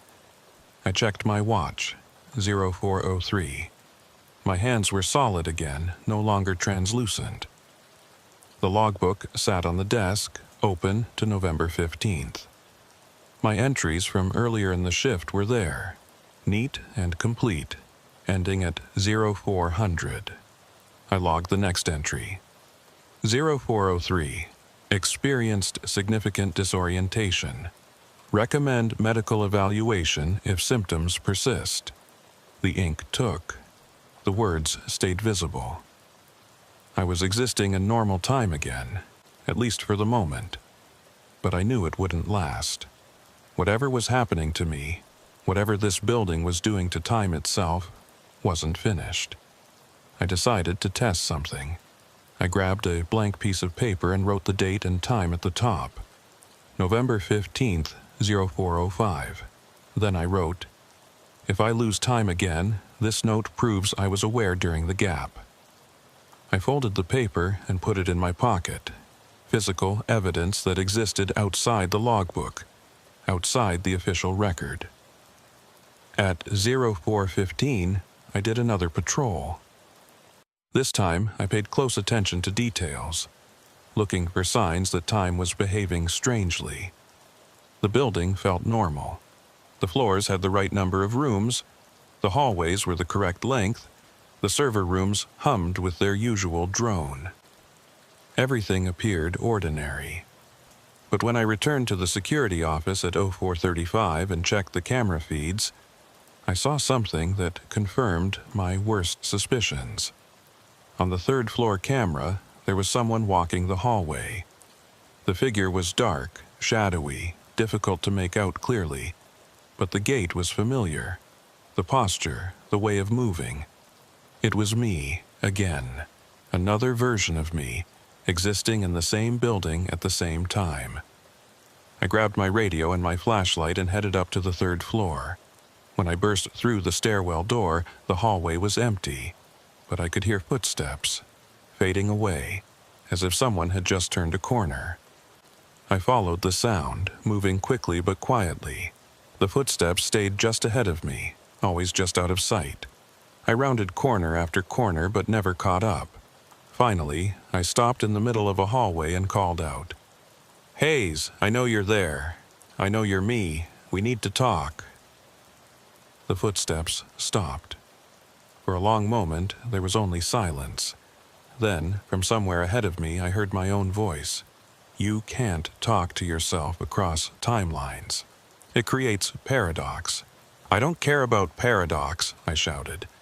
"I need to know what's happening. Why is time breaking down?" "It's not breaking down." My voice, coming from empty air. "It's consolidating. All the versions of tonight are collapsing into the official record. The shift that gets logged is the only one that will exist when the process is complete." What about me? What about what I'm experiencing right now? You're a deviation, an anomaly. You weren't supposed to be aware of the process. Most agents aren't. They work their shift, log their activities, and never notice the editing. I felt cold understanding wash over me. This happens every shift? Every night in this building? Every night. The building exists in multiple timelines simultaneously. It's a side effect of the communications equipment, the encryption protocols. They fold space-time to ensure secure transmission, but the folding creates overlap. Multiple versions of the same shift happening in parallel. And the logbook? The logbook is the anchor. Whatever gets written there becomes the official timeline. Everything else gets edited out, smoothed over, made to have never happened. I leaned against the wall, my mind reeling. Why am I aware of it? Why can I see the other timelines? I don't know. My voice from the empty hallway sounded tired. Maybe you're sensitive to temporal distortion. Maybe it's random. But being aware makes it worse. The building will try harder to edit you out. I saw myself becoming transparent. That's the editing process. You're being removed from this version of reality. When it's complete, you'll only exist in the logged timeline. You won't remember any of this. You'll remember a normal, routine shift, nothing unusual. I don't want to forget. You don't have a choice. Sadness in my own voice, echoing back to me from someone who was me but wasn't. The building always wins. The record always takes precedence. Why are you telling me this? A long pause. Because I remember. Somehow, part of me remembers. And I think you need to know even if you won't remember later. You need to know that what you're experiencing is real. The hallway lights flickered. When they stabilized, I was alone. No footsteps. No voice, just empty corridor. I went back to the security office and sat at the desk, staring at the logbook. The November 16th entries were back, written in my handwriting, describing a shift I couldn't remember working. I pulled out the note from my pocket, the one I'd written at 0405. The paper was there, but when I unfolded it, the page was blank. The ink had vanished or had never existed. I grabbed a pen and tried to write on the blank paper. The ink flowed normally. I wrote, "The building at its time. The logged shift is all that will remain." I folded the paper and put it back in my pocket, knowing it would probably be blank again soon, but needing to try. At 0500, Reynolds called on the radio. "Post 7, this is Reynolds. Early check-in, how's the shift going?" I picked up the radio. "Reynolds, I need to ask you something. Did you ever experience temporal anomalies during your shifts here? Lost time, overlapping moments?" Static. Then, "Post 7, I'm not reading you clearly. Can you repeat?" I tried again, speaking slowly and clearly. "Have you ever noticed anything strange about time in this building?" More static. "Post 7, you're breaking up. Try again at the next scheduled check-in." She couldn't hear me. Or the building wouldn't let her hear me. Any attempt to communicate what was really happening got scrambled, translated into static, lost in transmission. I looked at the computer screen. The camera feeds were all showing normal operations. Nothing unusual. A quiet night at a secure facility, exactly as it should be. But I knew better now. I knew that beneath the surface, time was folding and unfolding. Multiple versions of reality playing out simultaneously, all but one destined to be edited into non-existence. At 0530, I started end-of-shift protocols. I checked all the systems one final time, secured the files, prepared the handover documentation. Everything by the book. Everything normal. Except I knew none of this was real. The shift I was completing wasn't the shift that would be logged. Tomorrow, when I tried to remember tonight, I would recall something different. Something official and recorded and devoid of anomalies. The version of me that experienced the truth would be edited out, replaced by a version that saw nothing unusual. At 0545, I made my final logbook entry. Shift concluded. Building secured. All systems normal. Haze.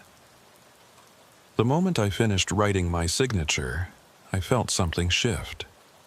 The air pressure changed, like a great weight lifting. The lights seemed brighter, the shadows less deep. The quality of time itself felt different, more linear, more stable. I looked at the logbook. November 16th was gone again. The pages jumped directly from the 15th to the 17th. My watch showed 547, but I had a memory now, faint and dreamlike, of working a complete shift. Walking the corridors, checking the servers, logging routine activities. A normal night. Nothing unusual. Except that memory was false. I knew it was false because I could still remember the real events, the temporal overlaps, the conversations with myself across timelines. I was holding two conflicting sets of memories, and I could feel one set trying to overwrite the other. At 0600, Reynolds arrived to relieve me. She looked the same as always, professional and efficient. "How was the shift?" she asked. I opened my mouth to tell her everything. The timeline disruptions, the missing logbook pages, the multiple versions of myself. But what came out was, quiet night, no incidents. I tried again, forcing different words. "Reynolds, listen to me. The building does something to time. You need to..." But my voice betrayed me again. "All systems checked out. Building is secure for day shift."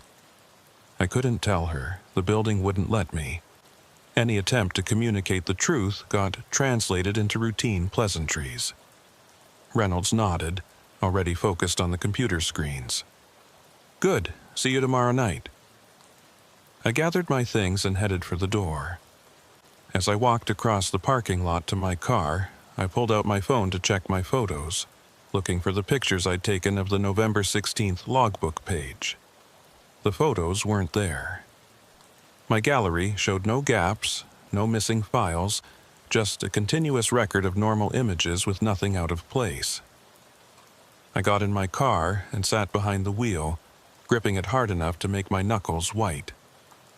I could still remember the overlapping timelines, the conversations with myself, the gradual editing of reality. But already the memories were fading, taking on that dreamlike quality that suggested unreality.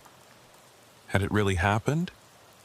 Or had I just experienced some kind of stress-induced hallucination? I pulled out of the parking lot and drove home through the early morning streets. The city was waking up, businesses opening, people starting their day. Everything normal and mundane and real. And I was carrying memories of a night that, according to all official records, never happened. The next night, Sunday, I reported for my shift with a sense of dread. I'd spent the day trying to convince myself that the previous night had been some kind of stress reaction or fatigue-induced confusion. But deep down, I knew what I'd experienced was real. Reynolds greeted me with her usual efficiency. "Evening, Hayes. Quiet day, nothing to report." I wanted to ask her if she'd ever lost time, ever seen the logbook pages change, ever felt like she was being edited out of reality. But I couldn't find the words. Every time I tried to form the question, my mind went blank. After Reynolds left, I settled into the security office and pulled out the logbook. I flipped through the pages carefully, checking each date. November 15th was there, with my entries from 2 nights ago. November 17th showed entries from tomorrow's shift, written by an agent whose name I didn't recognize.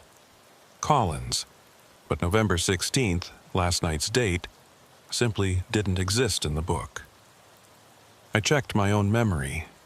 I could remember working last night. I remembered a quiet shift, routine patrols, nothing unusual. But I also remembered something else, something that felt more like a dream.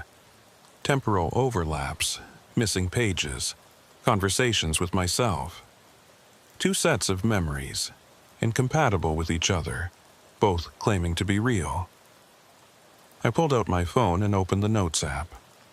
I typed, "If time breaks again, read this. Last night was real. The building at its time. Trust what you experience, not what you're told." I saved the note and set it as a pinned message so I couldn't miss it. At 1900, I started my first patrol. The building felt normal, perfectly ordinary, just hallways and offices and equipment. Nothing sinister. But as I walked the 3rd-floor corridor, I noticed something.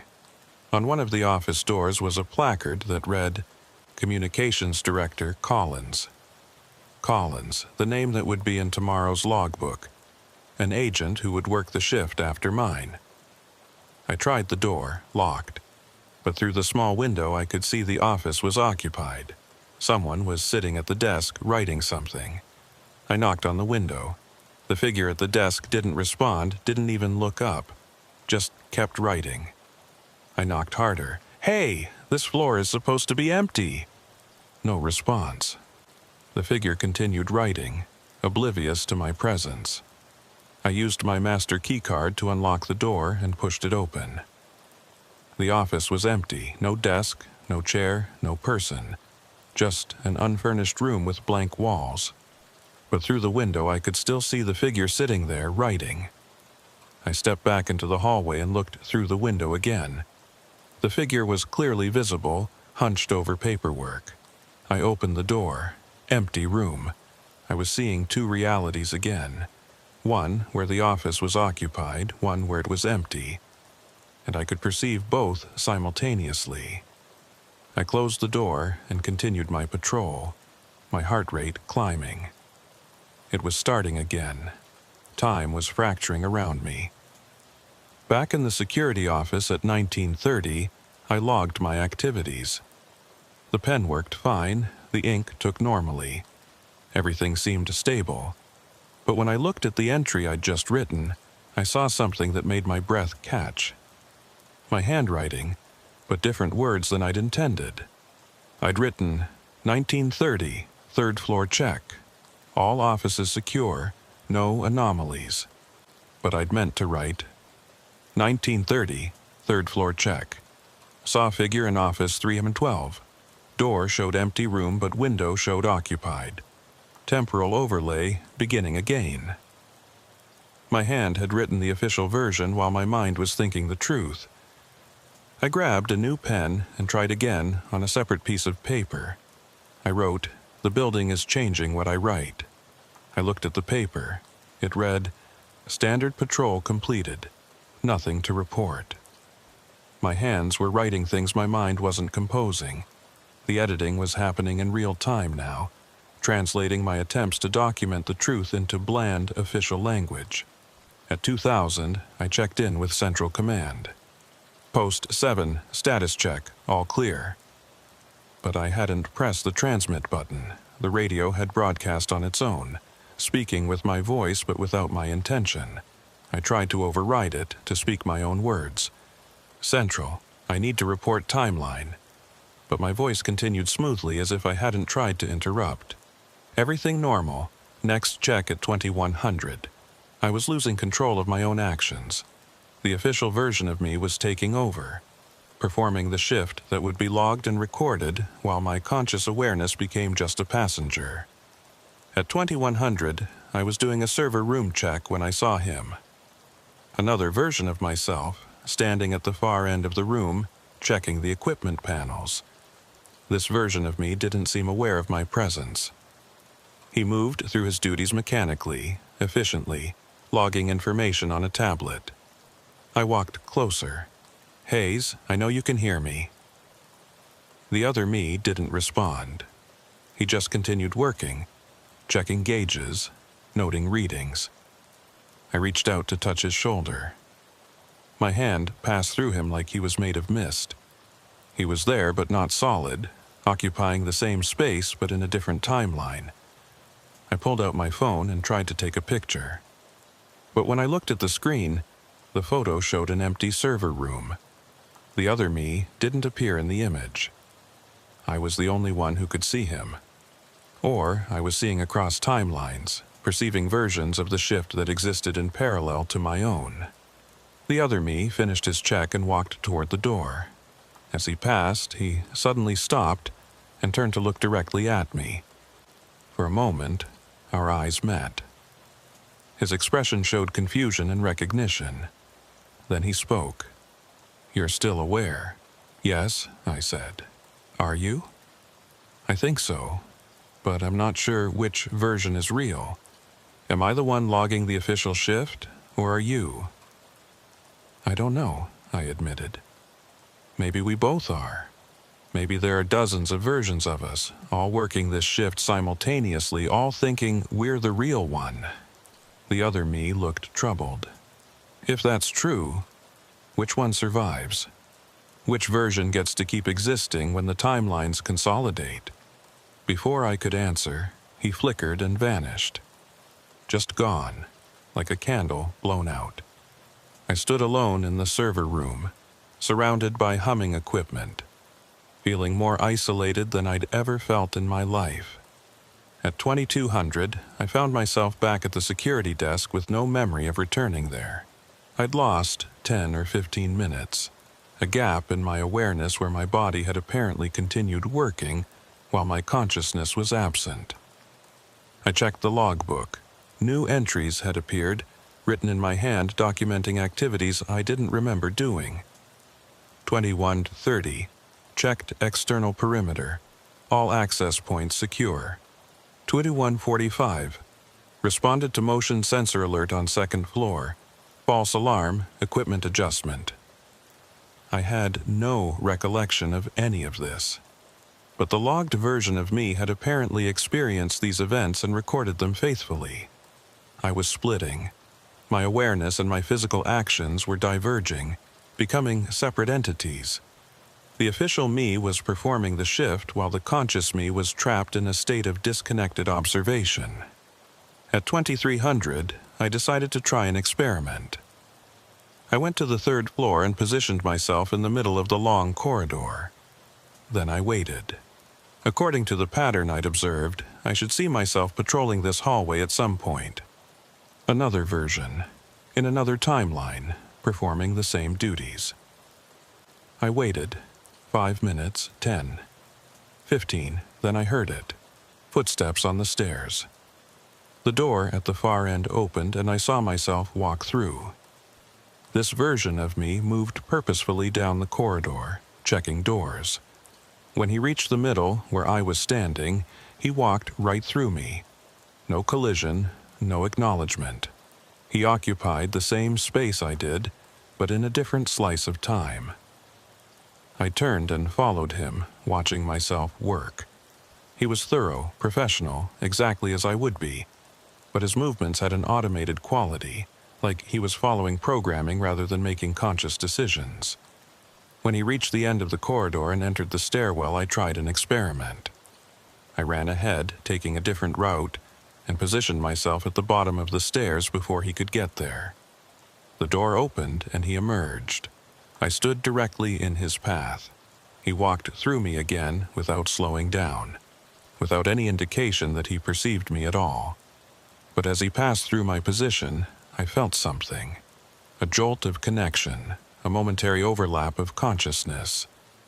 For just an instant, I could feel what he was feeling, think what he was thinking. He wasn't aware of the temporal anomalies.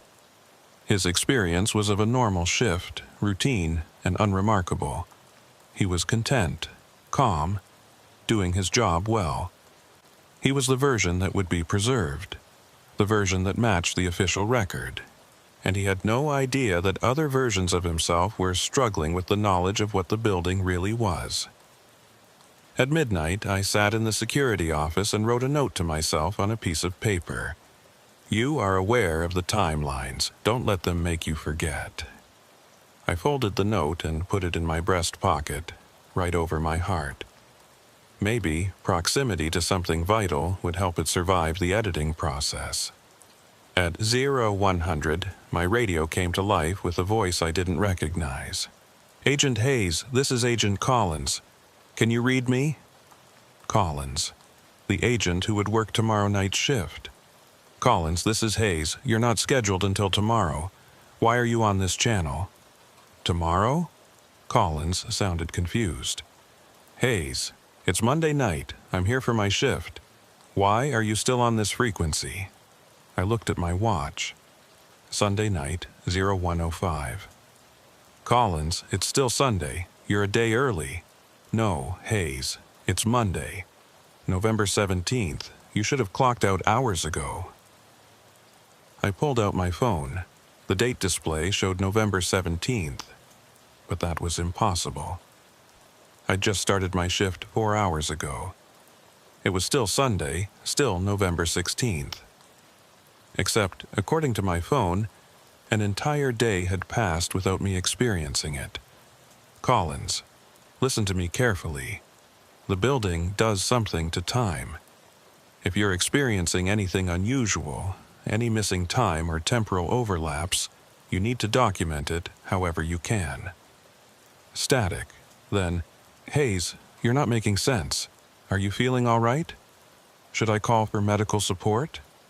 No, I'm fine. Just be careful. Pay attention to the logbook and don't trust your memories of the shift. They might not be real. Hayes, I'm going to report this conversation. You sound like you're having some kind of episode. The connection cut off. I was alone again with the humming equipment and the impossible date on my phone. I went to the logbook. The page for November 16th was there now, but all the entries were written in a hand I didn't recognize. Collins' handwriting. He'd already worked the shift I thought I was currently working. I flipped to November 17th. Empty pages waiting to be filled. No, that wasn't right. I flipped back. November 15th had my entries. November 16th had Collins' entries. November 17th was blank.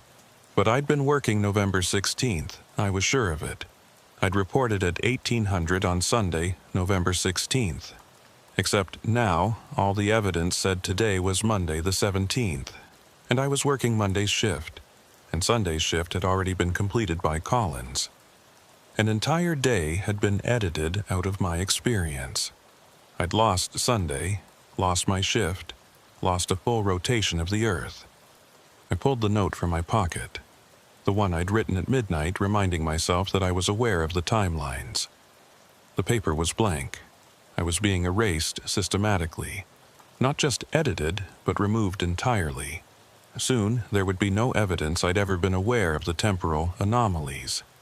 I would just be another agent working routine shifts, logging standard activities, never noticing the impossible folding of time that surrounded me. At 200, I heard footsteps in the hallway outside the security office. I looked at the camera feed. The hallway was empty, but the footsteps continued getting closer. The doorknob turned. I stood up, hand on my weapon, facing the door. It opened slowly, and I saw myself walk in. Not a past or future version. Not a temporal echo, but me right now, in this moment, walking through a door I was watching from the other side. We stared at each other. Same uniform, same age, same expression of confusion and fear. "Which one are you?" I asked. "The one working Monday night," he said. "Which one are you?" I thought I was working Sunday night, but now I think I'm working Monday too. We both looked at the logbook. It showed Monday's date, November 17th, with no entries yet. A blank shift waiting to be logged. "We're the same shift," the other me said. "We've been split into separate awareness, but we're both living the same hours. When time consolidates, only one of us will remain." "How do we know which one?" He shook his head. "We don't. Maybe neither of us.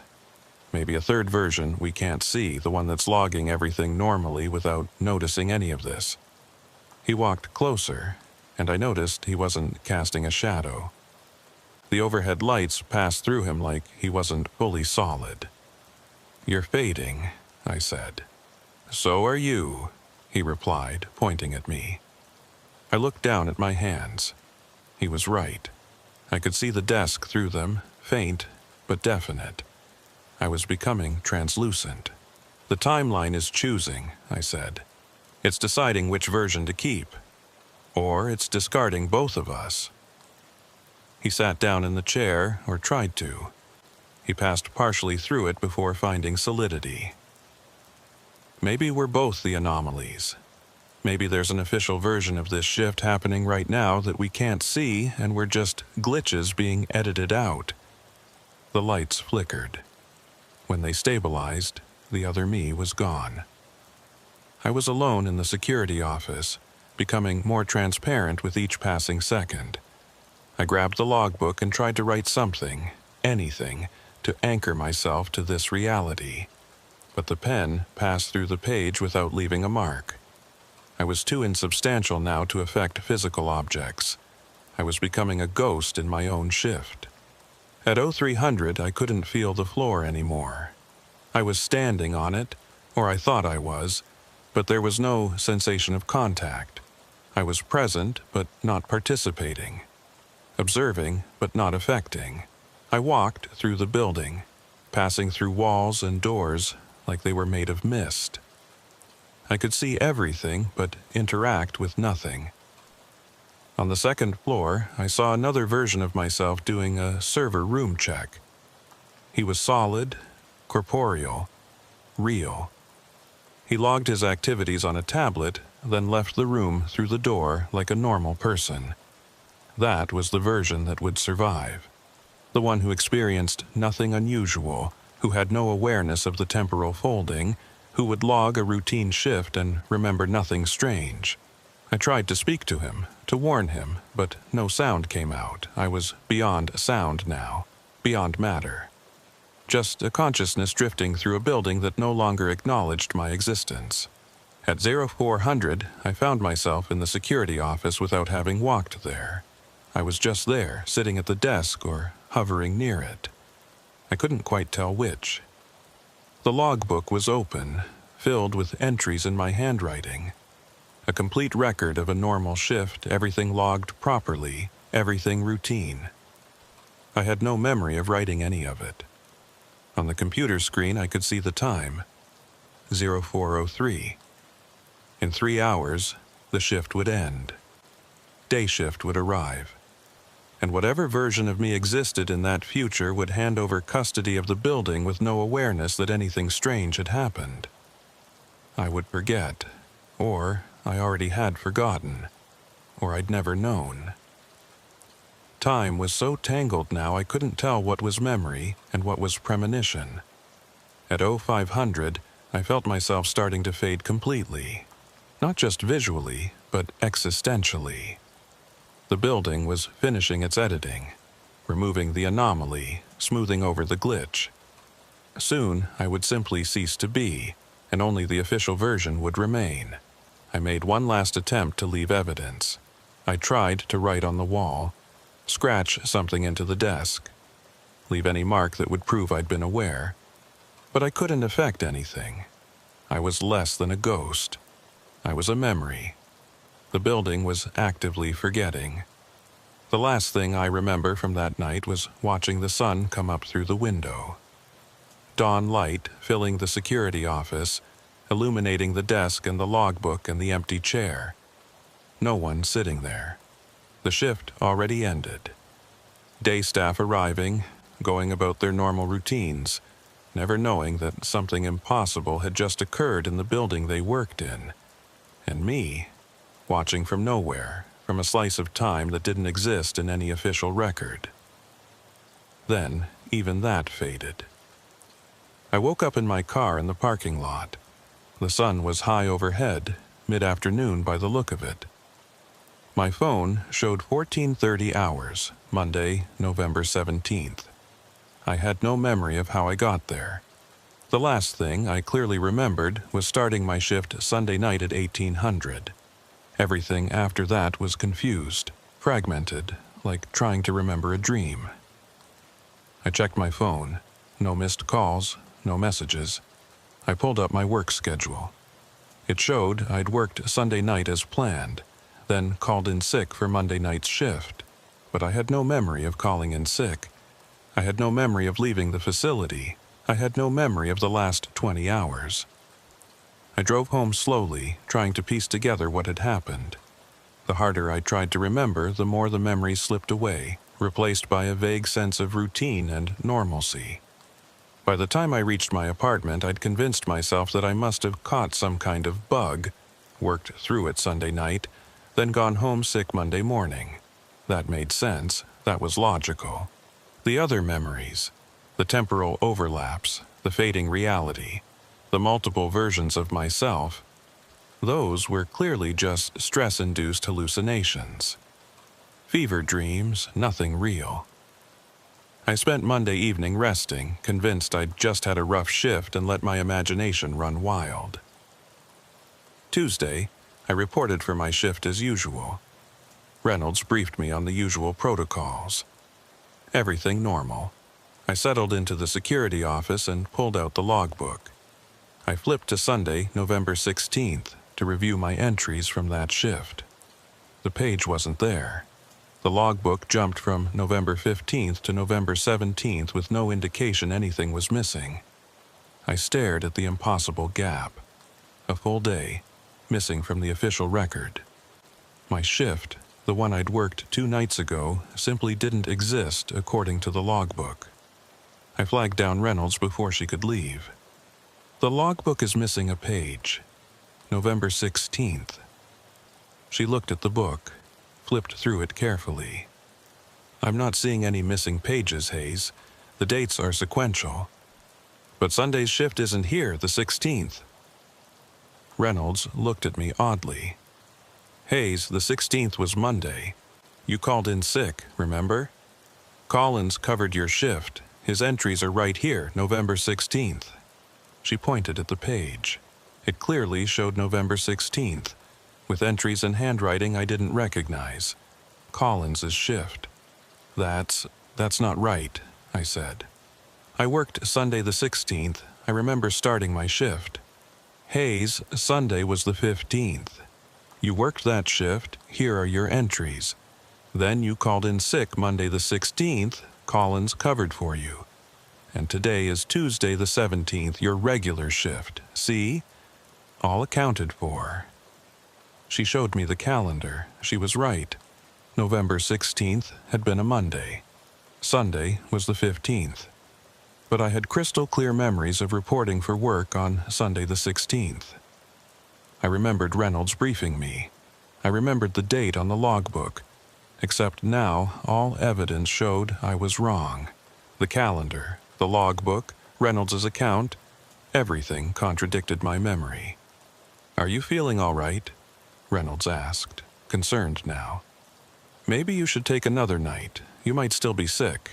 No, I'm fine, I said quickly. Just confused about dates. I'll be fine. After she left, I sat in the security office and pulled out my phone. I checked my work logs, my personal calendar, everything I could think of. They all showed the same thing. I'd worked Friday the 14th, Sunday the 15th, and was now working Tuesday the 17th. The 16th had been my scheduled night off. I'd called in sick, and Collins had covered. But I didn't remember calling in sick. I didn't remember being sick on Monday. I remembered working Sunday night, the 16th. I remembered temporal anomalies, overlapping timelines, multiple versions of myself. Two conflicting sets of memories, both claiming to be real, but only one supported by evidence.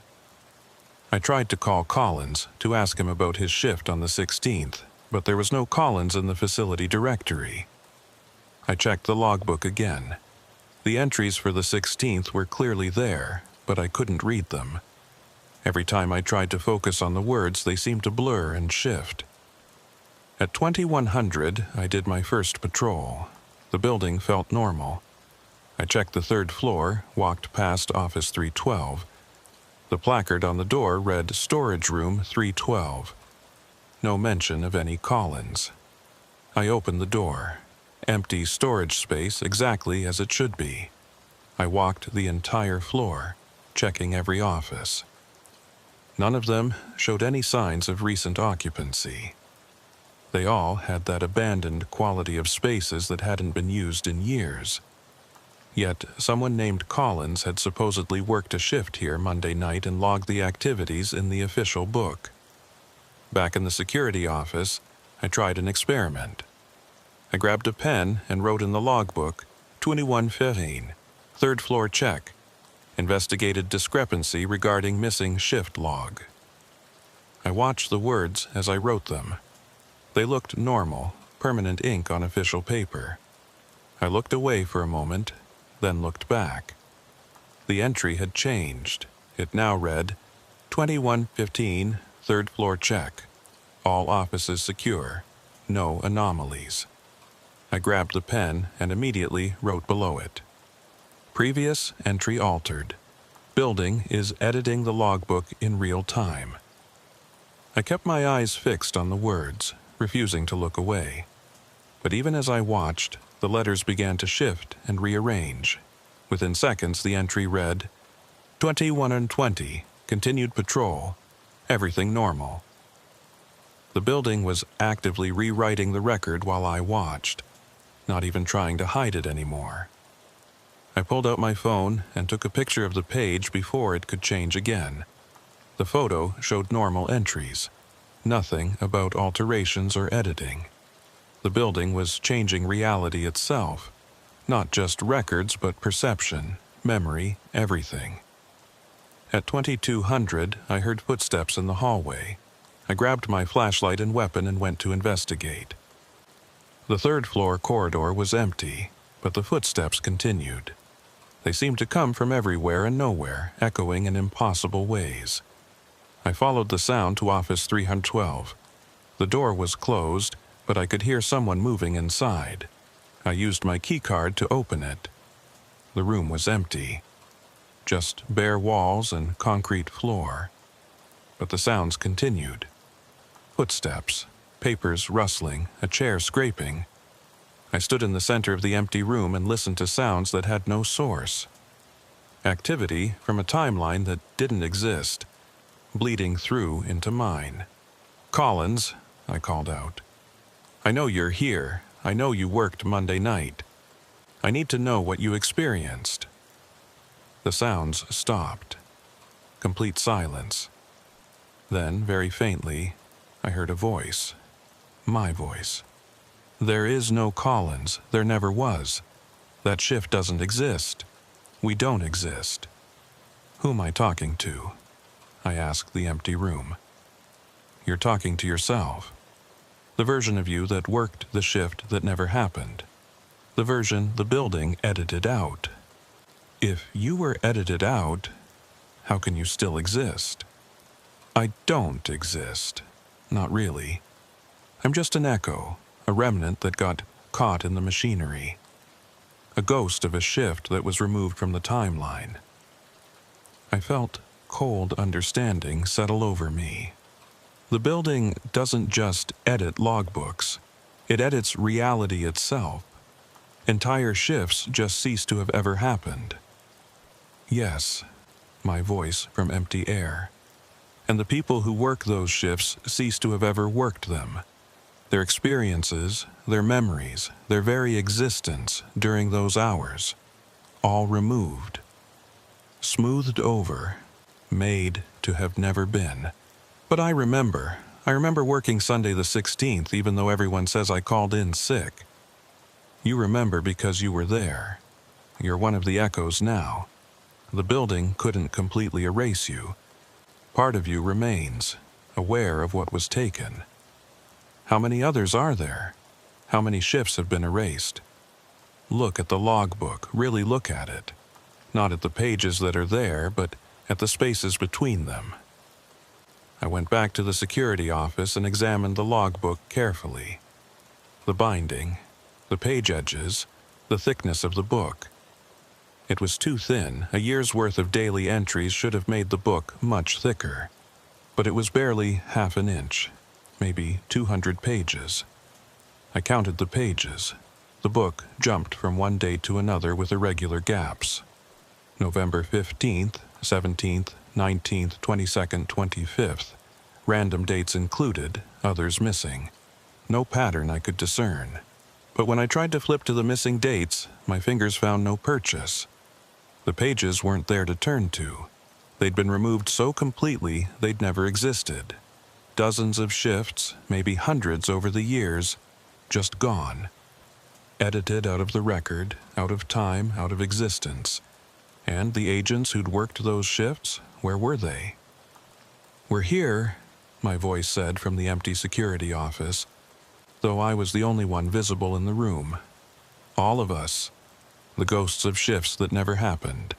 We exist in the spaces between, aware but unable to affect anything, watching the living work shifts that will be logged while ours never were. How do I avoid ending up like you? You can't. It's already happened. Part of you is already here with us. The part that experienced Sunday the 16th. You just haven't fully realized it yet. I looked down at my hands. They were solid, corporeal. I could feel the desk, the chair, the logbook. I was real. But for how long? How much of me was already fading, already edited out, already becoming another echo in a building that consumed shifts and turned them into non-existence? At 0100, I started noticing more of them.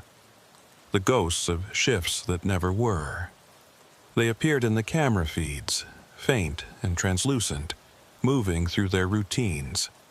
Agents I didn't recognize, some in current uniforms, some in styles from decades past. All of them working shifts that had been removed from the official record. All of them trapped in a state of partial existence, aware enough to know what had happened, but powerless to change it. I could see them everywhere now. In the hallways, the server rooms, the offices. Dozens of figures moving through the building, each one experiencing their own erased shift, each one invisible to the others. We were all there, all occupying the same space, all existing in parallel timelines that had been severed from the main flow of reality. At 0300, I saw Reynolds. Not the current Reynolds, but a younger version from years ago, working a night shift that had been edited out. She moved through the security office like I wasn't there, checking equipment that no longer existed, logging entries in a logbook that wasn't there. I tried to speak to her, but she couldn't hear me. We were in different slices of time, different versions of reality that happened to overlap. "How long have you been here?" I asked, knowing she couldn't answer. But another voice responded, from somewhere in the room I couldn't see. 23 years. I spun around. Who said that? Agent Morrison. I worked here in 2002, November 16th, 2002, a Thursday night. I remember it clearly because it was the night that got taken. You've been here for 23 years? In this building, yes. In this state of partial existence, I can't leave. I'm bound to the shift that never happened, trapped in hours that were removed from the timeline. Is there any way out? Silence. Then, I don't know. None of us have found one. We just exist here, watching shift after shift, some logged and remembered, others erased and forgotten. We're the forgotten ones, Hayes. The ones the building decided shouldn't exist. At 0400, I felt the familiar sensation of fading, my hands becoming translucent, the floor losing solidity beneath my feet. The building was deciding. This shift, my shift, Tuesday the 17th, it was being evaluated for existence. Would it be logged and remembered? Or would it join the others, the missing dates, the erased shifts, the ghosts in the machinery? I grabbed the logbook and tried to write. Do not erase this shift. Agent Hayes must remain in the record. But even as I wrote, the words changed. Routine patrol completed. No incidents to report. The building wouldn't let me advocate for my own existence. It was going to make the decision on its own terms. At 0500, Reynolds arrived early for day shift. She looked at me with concern. Hayes, you look terrible. Are you feeling all right? I'm fine, I said, though I could barely feel my own mouth forming the words. Just a long night. Well, get some rest. I'll take over from here. I gathered my things and headed for the door. With each step, I felt more substantial, more solid. Maybe the building had decided to let this shift remain. Maybe I'd survived the editing process. I got to my car and sat behind the wheel. Everything felt real. The steering wheel under my hands, the seat beneath me, the key in the ignition. I started the engine and drove home through the early morning light. The city was waking up around me, everything normal, everything mundane. But I couldn't shake the feeling that I was forgetting something. Something important. Something about my shift that I needed to remember. By the time I reached my apartment, the feeling had faded. Just residual anxiety from a long night. Nothing more. I fell into bed and slept dreamlessly. When I woke up that evening, I checked my work schedule. It showed I was off tonight, Wednesday the 19th. My next shift was Friday the 20th. Wait, that wasn't right. I'd worked Tuesday night. My next shift should be Wednesday, not Friday. I checked my phone calendar. It showed I'd requested Wednesday off weeks ago for a dental appointment. But I didn't remember making that request. I didn't have any dental appointments scheduled. I called the facility. Reynolds answered. Hey Hayes, what's up? I'm just checking my schedule. I'm off tonight, right? That's right. You requested Wednesday off last month. Agent Grant is covering for you. Grant? I didn't recognize the name. Yeah, new guy, just transferred in. He's working Wednesday nights for the next month while he gets oriented. I thanked her and hung up. Something was wrong. My schedule had changed, and I had no memory of requesting the time off. I pulled out the calendar and looked at the dates. November 15th, 17th, 19th, 20th. My shifts. The 16th and 18th were marked as days off, covered by Collins and Grant, respectively. But I had no memory of Collins or Grant, and I had no memory of requesting those days off. I got in my car and drove to the facility. I needed to see the logbook, to check the entries, to confirm that those shifts had actually happened without me. Reynolds seemed surprised to see me. Hayes, I thought you were off tonight. I am. I just need to check something in the logbook. Won't take a minute. She looked hesitant, but let me in. I went straight to the security office and pulled out the logbook. I flipped to November 16th. The page was there, filled with entries in handwriting I didn't recognize. I flipped to November 18th, today, another page, more entries in different handwriting. Both shifts had happened, both were logged and official. But I had no memory of being absent, no memory of these other agents working my shifts.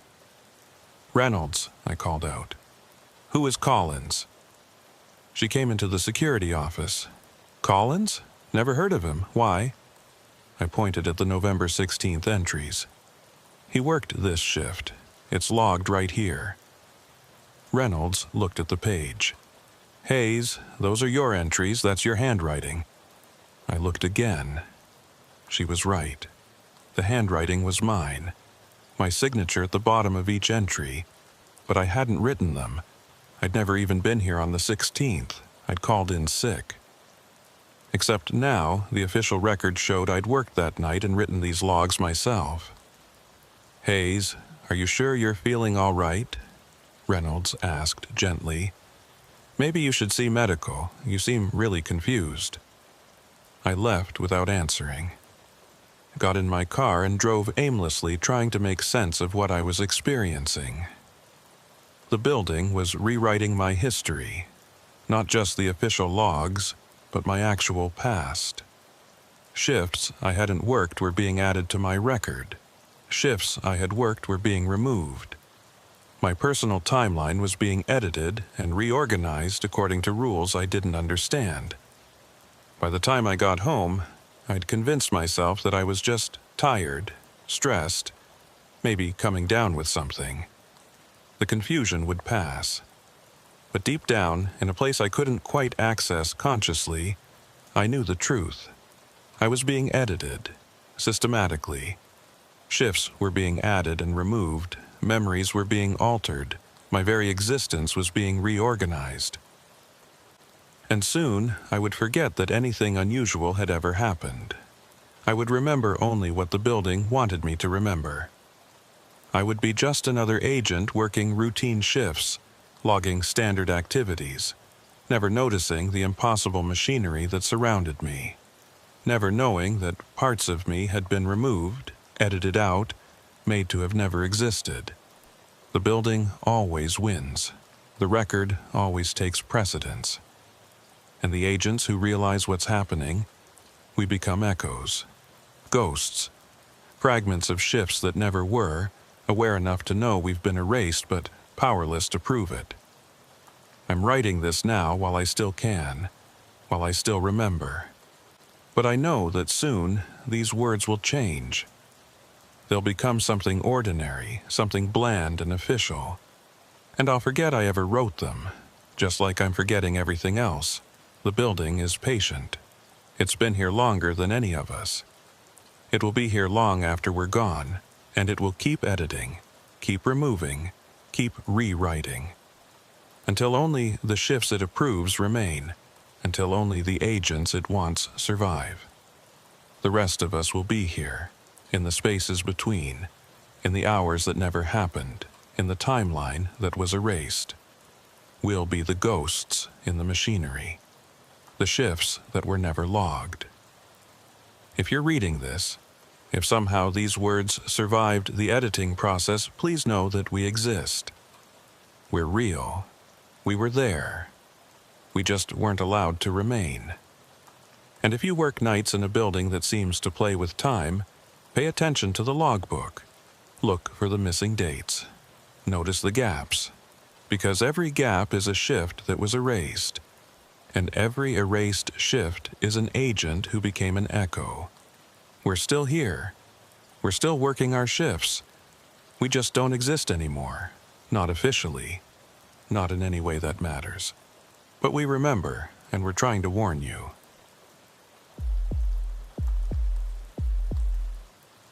My name is Grant, and I've been with the United States Secret Service for 8 years. I've protected presidents, secured foreign dignitaries, and worked more high-stress details than I can count. But nothing in my training prepared me for the White House after 3 a.m. They don't tell you about the 3 o'clock rule during orientation. It's not in any manual, not part of any official briefing. You learn about it from the other agents, the ones who've worked the overnight interior posts long enough to know. They tell you in quiet voices during shift changes when no supervisors are listening. After 3 in the morning, you follow protocol exactly. No deviations, no improvising, no matter what you see or hear. You do your job by the book. and you don't ask questions. I didn't understand what they meant until my third week on the night shift. My assignment was straightforward enough. Interior security, second floor of the White House residence. The shift ran from 2200 to 0600 4 nights a week. During those hours, the first family was usually asleep. The building was quiet, and my job was to maintain a presence, monitor the hallways, and respond to any security concerns.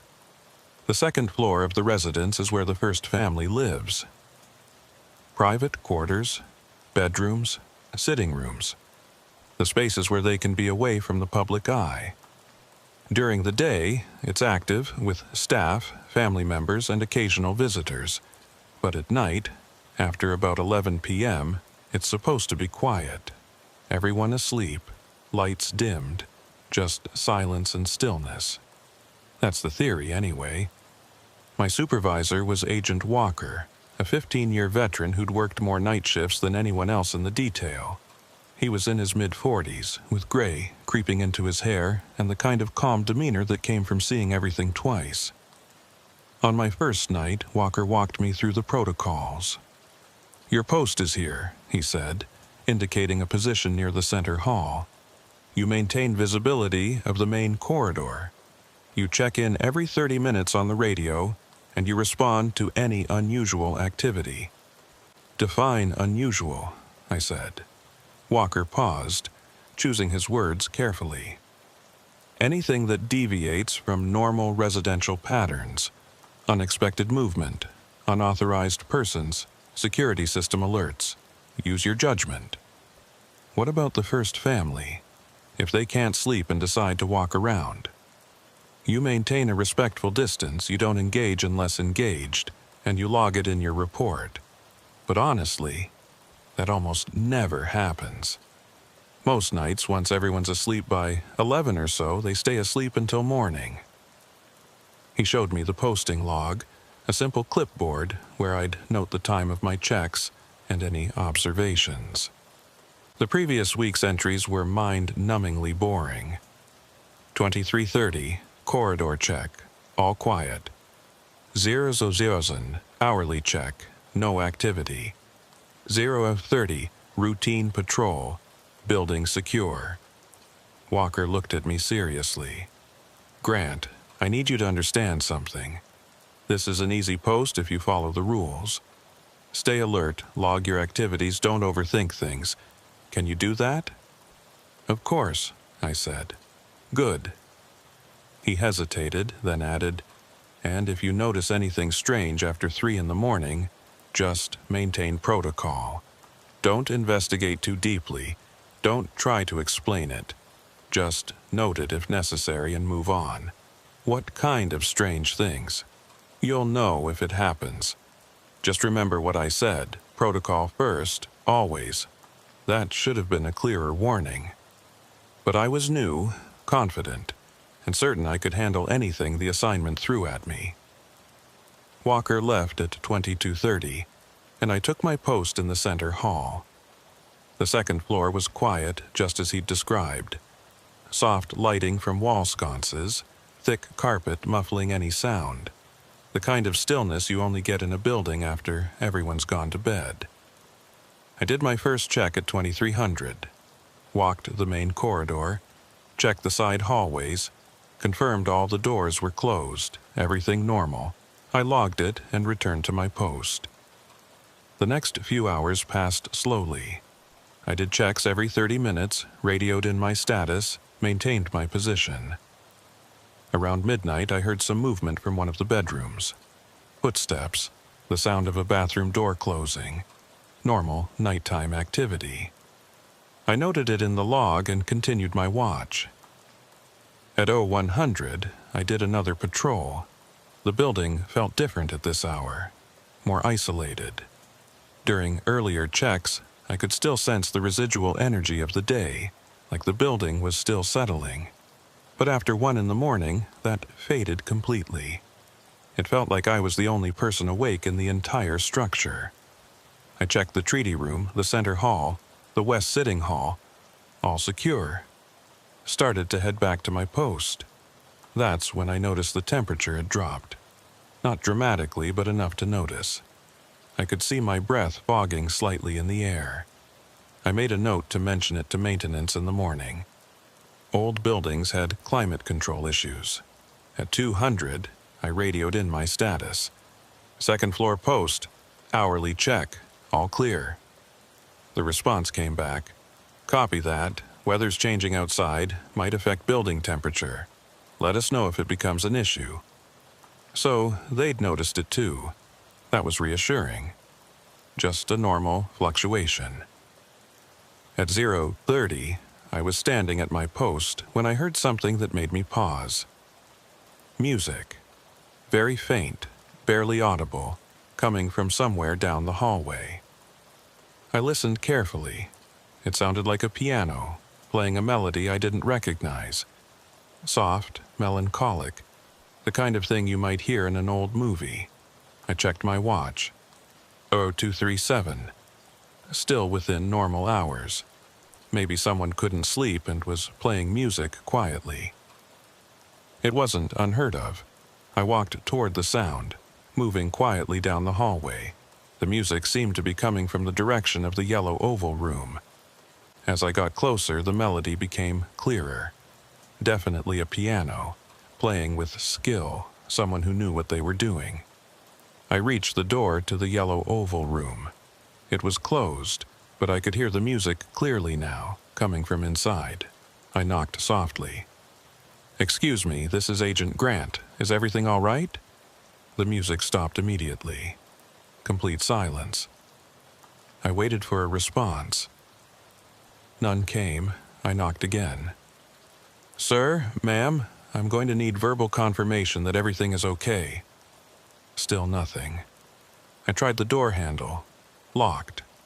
I pulled out my master key and unlocked it, pushing the door open slowly. The room was empty. No piano, no person, no music. Just furniture and shadows. I stepped inside and looked around carefully. The yellow oval room didn't have a piano. Never had, as far as I knew. It was furnished with couches and chairs, antique pieces that had been there for years. I checked the room thoroughly. Nothing out of place, no sign of any disturbance, but I definitely heard music coming from this room. I closed the door and locked it, then radioed in. Second floor post. Investigated possible audio source in yellow oval room. Room is secure, no occupants, no issues found. Copy that. Could have been sound traveling from another area, old building acoustics. That made sense. Sound did strange things in historical buildings. I logged the incident and returned to my post. At 02:45, I noticed the lights in the hallway seemed dimmer than before. Not off, just reduced, like someone had lowered them using a dimmer switch. I checked the control panel near my post. Everything was set to normal levels, but the lights were definitely dimmer. I could barely make out the far end of the hallway now. I radioed in again. Second floor post. Lighting appears to have decreased. Possible electrical issue. Stand by, we'll check the systems. I waited. The lights stayed dim. The temperature seemed to have dropped further. My breath was clearly visible now. At 02:55, my radio crackled. Second floor post, our systems show all lighting and climate control operating normally. Are you still experiencing issues? I looked at the hallway. The lights were dim, the air was cold, those were facts. But according to the monitoring systems, everything was fine. Affirmative, I said. Visual conditions appear darker than normal. Temperature feels significantly decreased. Copy. We're flagging it for maintenance. Continue normal duties. I checked my watch. 02:57. 3 minutes until 3 in the morning. I don't know why I was watching the time so closely. Something about Walker's warning, about the way he'd emphasized the 3 o'clock rule, made me pay attention to the approaching hour. At 02:59, the hallway lights flickered once. Just a brief flutter, then steady again. At 0300 exactly, everything changed. The temperature plummeted. I could see thick fog forming with each breath. The lights dimmed to almost nothing, just barely enough to see outlines and shapes. And the quality of the silence changed. It went from the peaceful quiet of a sleeping building to something heavier, more oppressive. Like the building itself was holding its breath, I stood very still, every sense on high alert. Something fundamental had shifted. The building felt different now, charged with a presence that hadn't been there a minute ago. I heard a door open somewhere down the hallway. Not a quick movement, but slow and deliberate. The creak of old hinges, the soft click of a latch releasing. I turned toward the sound, my hand instinctively moving toward my weapon. A figure stepped out of one of the bedrooms. I could barely make out details in the dim light. Just a silhouette, tall and thin, moving with an odd, gliding motion. "Excuse me," I called out. "Please identify yourself." The figure didn't respond. It just stood there in the hallway, facing my direction but not moving. "This is Agent Grant with the Secret Service. I need you to identify yourself immediately." Still no response. The figure remained motionless. I pulled out my flashlight and aimed it at the figure. But when I clicked it on, the beam barely penetrated a few feet. The darkness seemed to absorb the light. I started walking toward the figure, maintaining protocol. "I'm approaching your position. Please remain still and keep your hands visible." As I got closer, I could see more details. The figure was wearing old-fashioned clothing, the kind you'd see in photographs from the 1800s. A dark suit, formal and archaic. The face was indistinct, like looking at someone through frosted glass. I was about 10 feet away when the figure turned and walked through a closed door. Not opened it, not pushed it aside, but walked directly through it like the door wasn't there. I stopped in my tracks, my mind trying to process what I'd just seen. That wasn't possible. People didn't walk through solid objects. I reached the door the figure had disappeared through. The Lincoln bedroom. I tried the handle. Locked. I used my key and opened it. The room was empty. No figure, no person, no sign anyone had been there. I checked the entire room thoroughly. Under the bed, in the closets, behind furniture. Nothing. I stood in the center of the Lincoln bedroom, my heart pounding, trying to make sense of what I'd just witnessed. There had to be a rational explanation. Trick of the light, fatigue-induced hallucination, something. But I knew what I'd seen. A figure in old-fashioned clothing walking through a closed door. I radioed in. Second-floor post. Investigated possible intruder in Lincoln bedroom. Room is clear, no occupants found. Copy that. Did you get a visual on the intruder? I hesitated. How could I explain what I'd seen in a way that wouldn't sound insane? Negative. By the time I reached the room, there was no one there. Might have been a shadow or lighting effect. Understood. Continue monitoring. I left the Lincoln bedroom and returned to my post. My hands were shaking slightly. I forced myself to calm down, to breathe steadily, to think rationally. Walker had warned me. After 3 in the morning, you follow protocol exactly. Don't investigate too deeply. Don't try to explain it. Just note it if necessary and move on.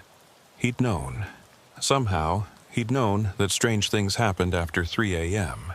And he'd told me not to dig into it, just to do my job. At 03:15, I heard footsteps. Multiple sets, walking in the hallway above me. But there was no 3rd floor in this section of the building. The ceiling above me was the roof. The footsteps continued for about a minute, then faded away. At 0:30, I saw lights flickering in the east sitting hall. Not the overhead lights, but moving lights like someone walking with a candle. I went to investigate and found the room empty, but I could smell something. Smoke. Not fire smoke, but tobacco smoke. Like someone had been smoking a pipe or cigar. At 03:45, A door at the end of the hallway opened on its own. I watched it swing wide, revealing the dark room beyond. I approached cautiously, weapon drawn now, protocol or not. The room was a guest bedroom, unoccupied according to the schedule. I stepped inside and found it empty, but the bed was unmade. Someone had been sleeping there. The sheets were disturbed, the pillow had an indentation from a head, but no one was supposed to be using this room. It had been vacant for weeks. I checked the sheets, they were warm, recently occupied. I radioed in again. Second floor post. Found evidence of unauthorized occupancy in guest bedroom 214. Investigating. Stand by. A longer pause than usual, then, Grant, what's your current time? I checked my watch. 0347. Another pause. Continue standard protocols. Don't deviate from your posting procedures, clear? There was something in the voice now, a tension I hadn't heard before. Whoever was on the other end of the radio knew what was happening. They knew about the 3 o'clock rule. Clear, I said. I left the guest bedroom and returned to my post. Around me, the White House after 3 in the morning was revealing itself. This wasn't the building I'd been guarding for the past few hours. This was something else, something that only emerged in the deepest part of the night. At 0400, I saw her. A woman in a long white dress, walking down the center hall with purpose. She moved like she belonged there, like she was going about normal business. She walked right past me without acknowledgement, heading toward the west sitting hall. I didn't call out this time. I didn't try to stop her. I just watched as she walked to the end of the hallway and faded from sight, becoming transparent and then nothing. At 0415, I heard voices.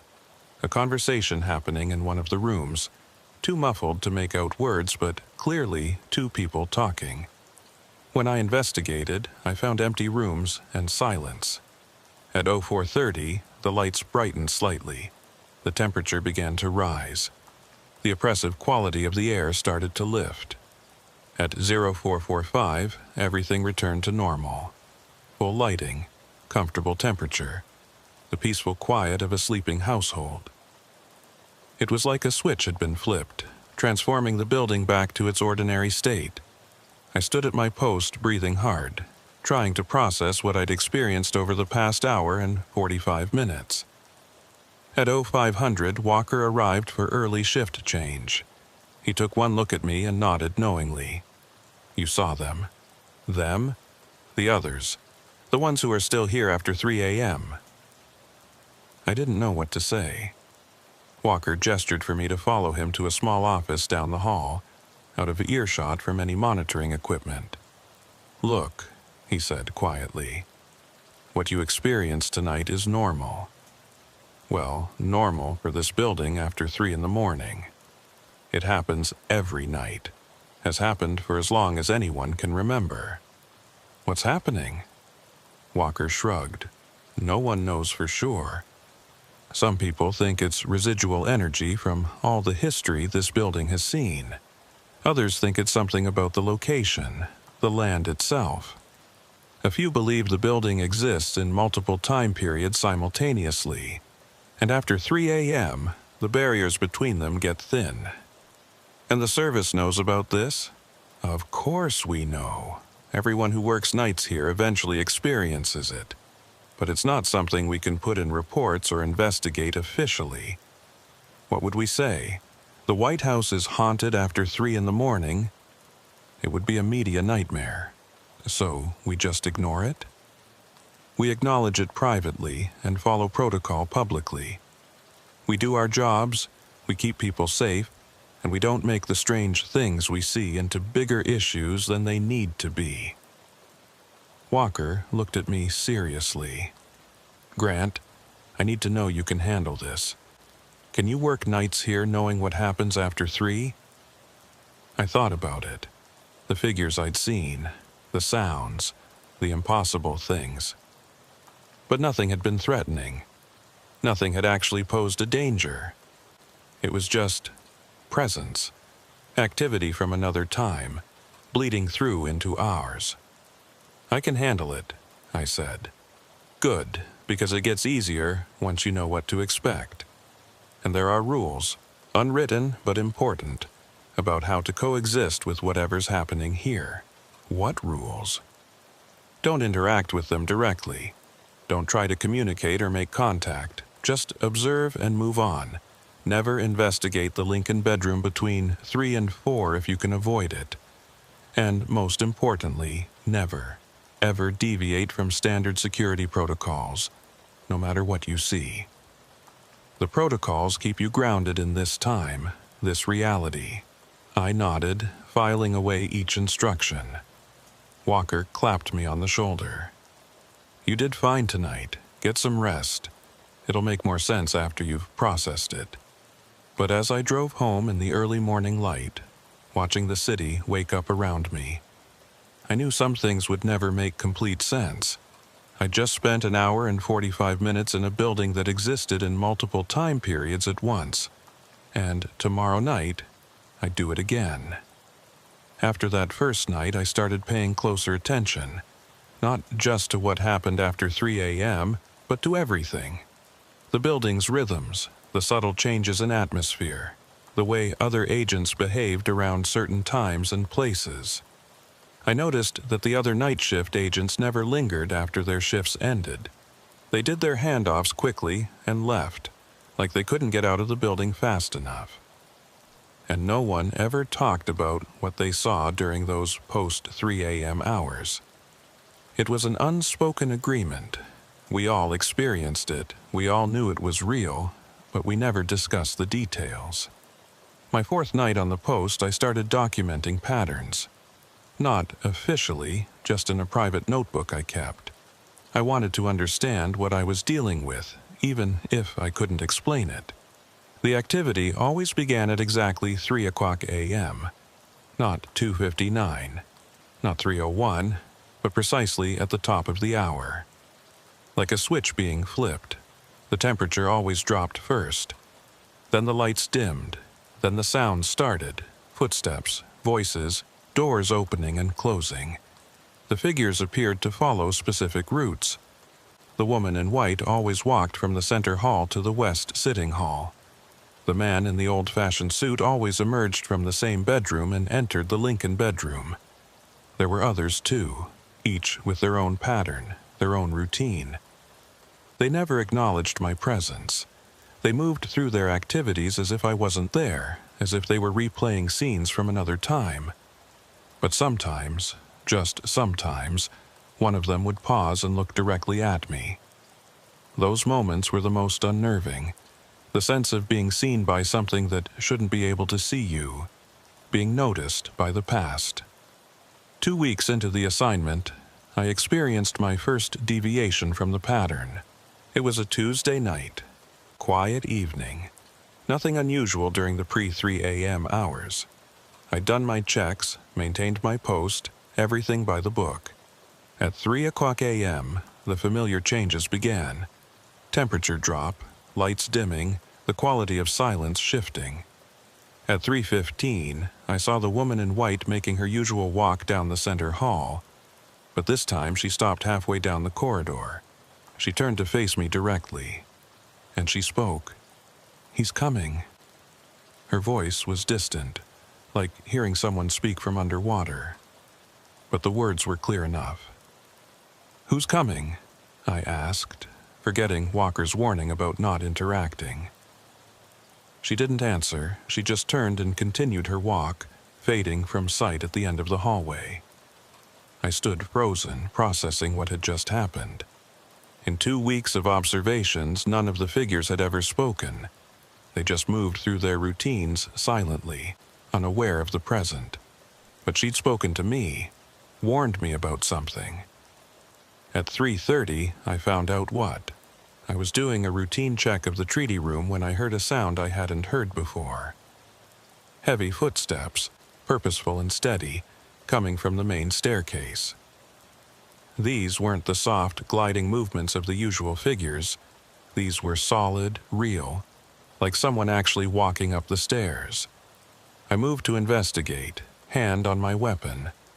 The footsteps reached the second-floor landing and stopped. I could see a figure standing there. Unlike the others, this one was clear and solid, not translucent or indistinct. A man, tall and broad-shouldered, wearing what looked like a military uniform from the Civil War era. He stood at the top of the stairs, scanning the hallway like he was searching for something. Then his eyes locked on mine. For a long moment, we stared at each other. This wasn't like the brief glances I'd gotten from other figures. This was direct, sustained eye contact. He saw me. Really saw me. He started walking toward me. I backed up instinctively. "Sir, this is a restricted area. I need you to stop and identify yourself." He kept walking, his boots heavy on the carpet. As he got closer, I could see more details. The uniform was Union Army, an officer's coat with brass buttons. His face was weathered, hard, the face of someone who'd seen combat. "Sir, I'm ordering you to stop." He didn't stop. He was 10 feet away now, 5 feet. Close enough that I could have reached out and touched him. I drew my weapon. "Stop immediately, or I will—" He walked through me. Not past me, through me. I felt a wave of intense cold as he passed, like being dunked in ice water.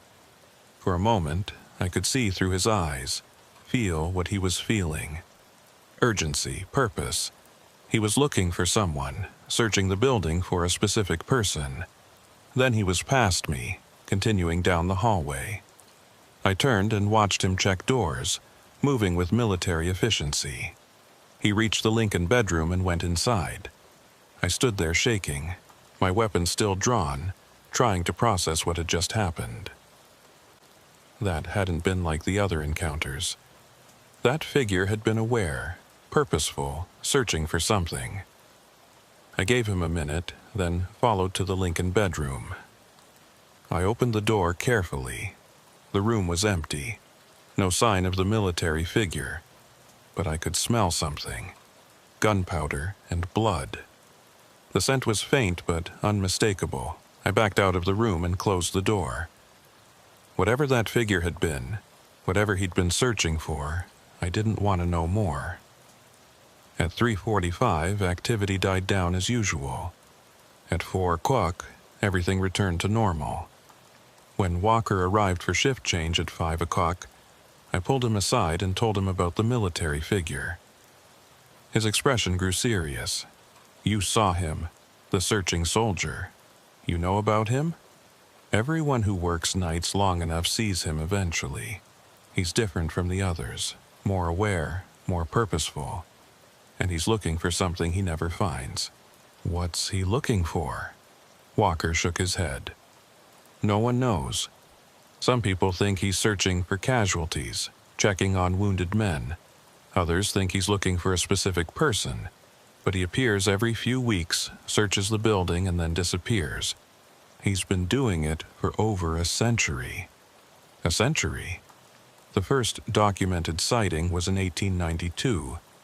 An usher wrote about seeing a Union officer walking the halls.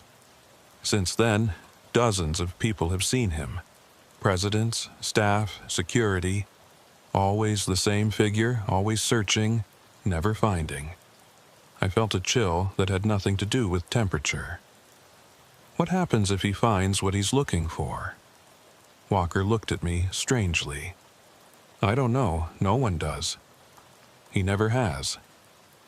Over the next few weeks, I cataloged more patterns and variations.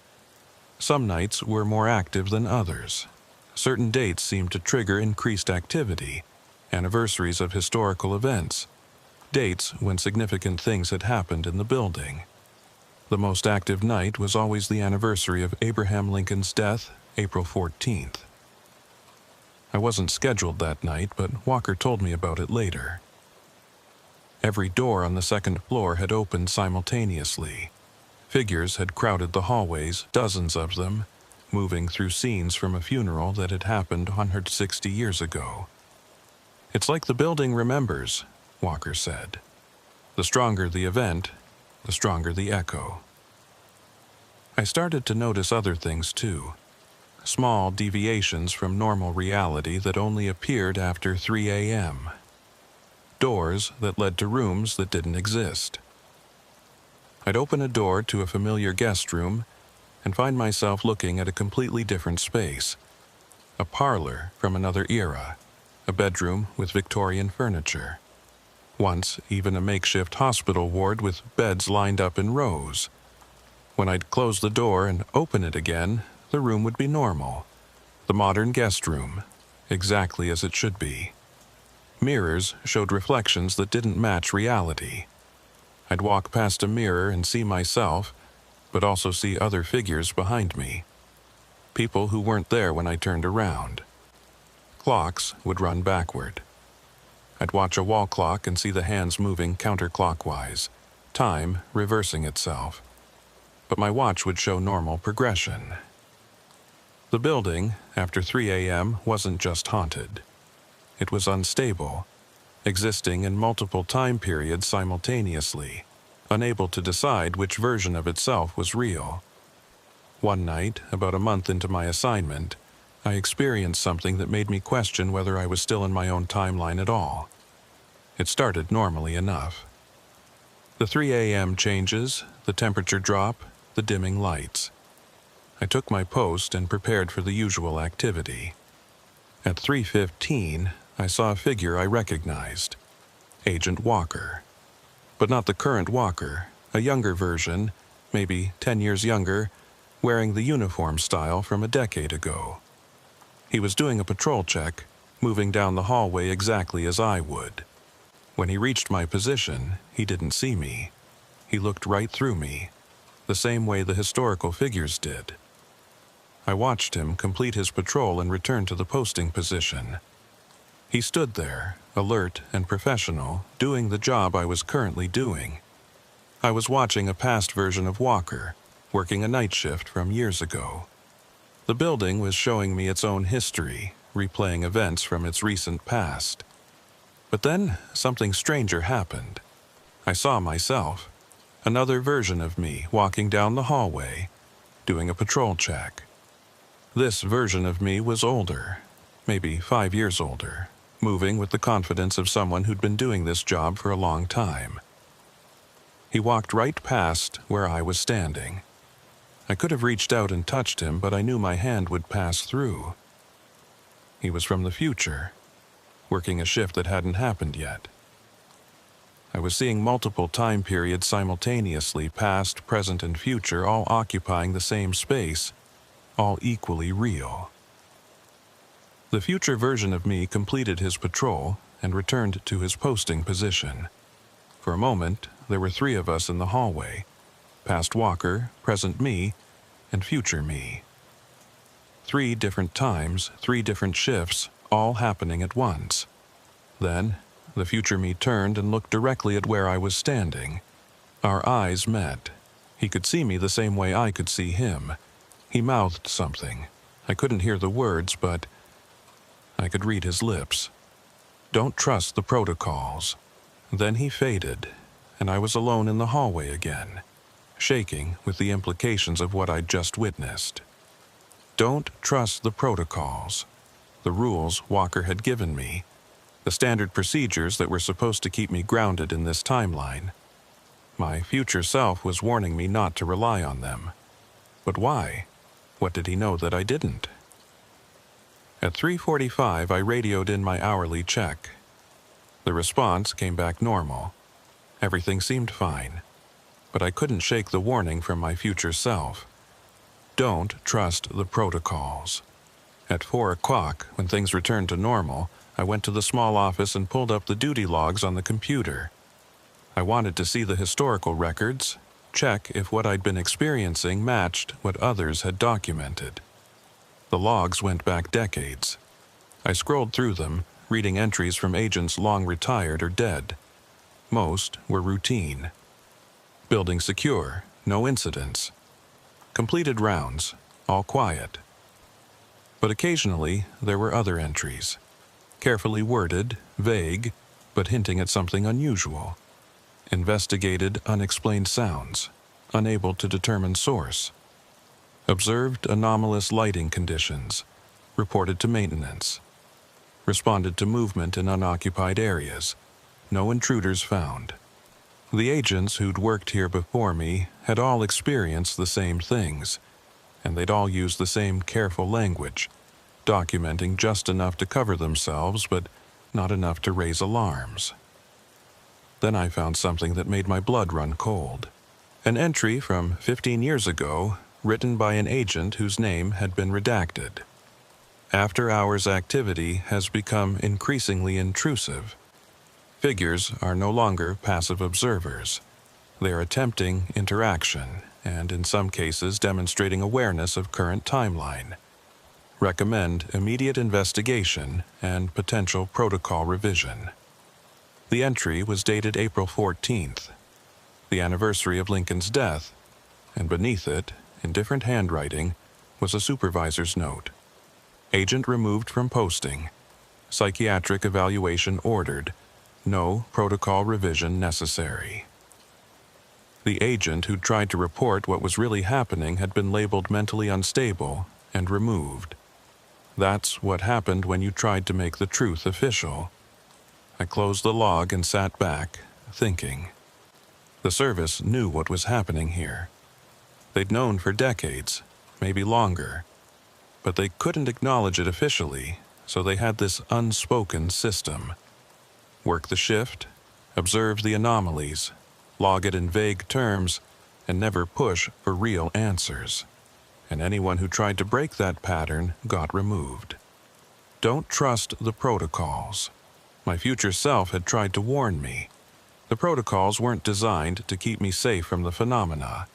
They were designed to keep me compliant, to make sure I didn't ask too many questions or demand real explanations. I was being managed, contained, kept in a state of controlled ignorance.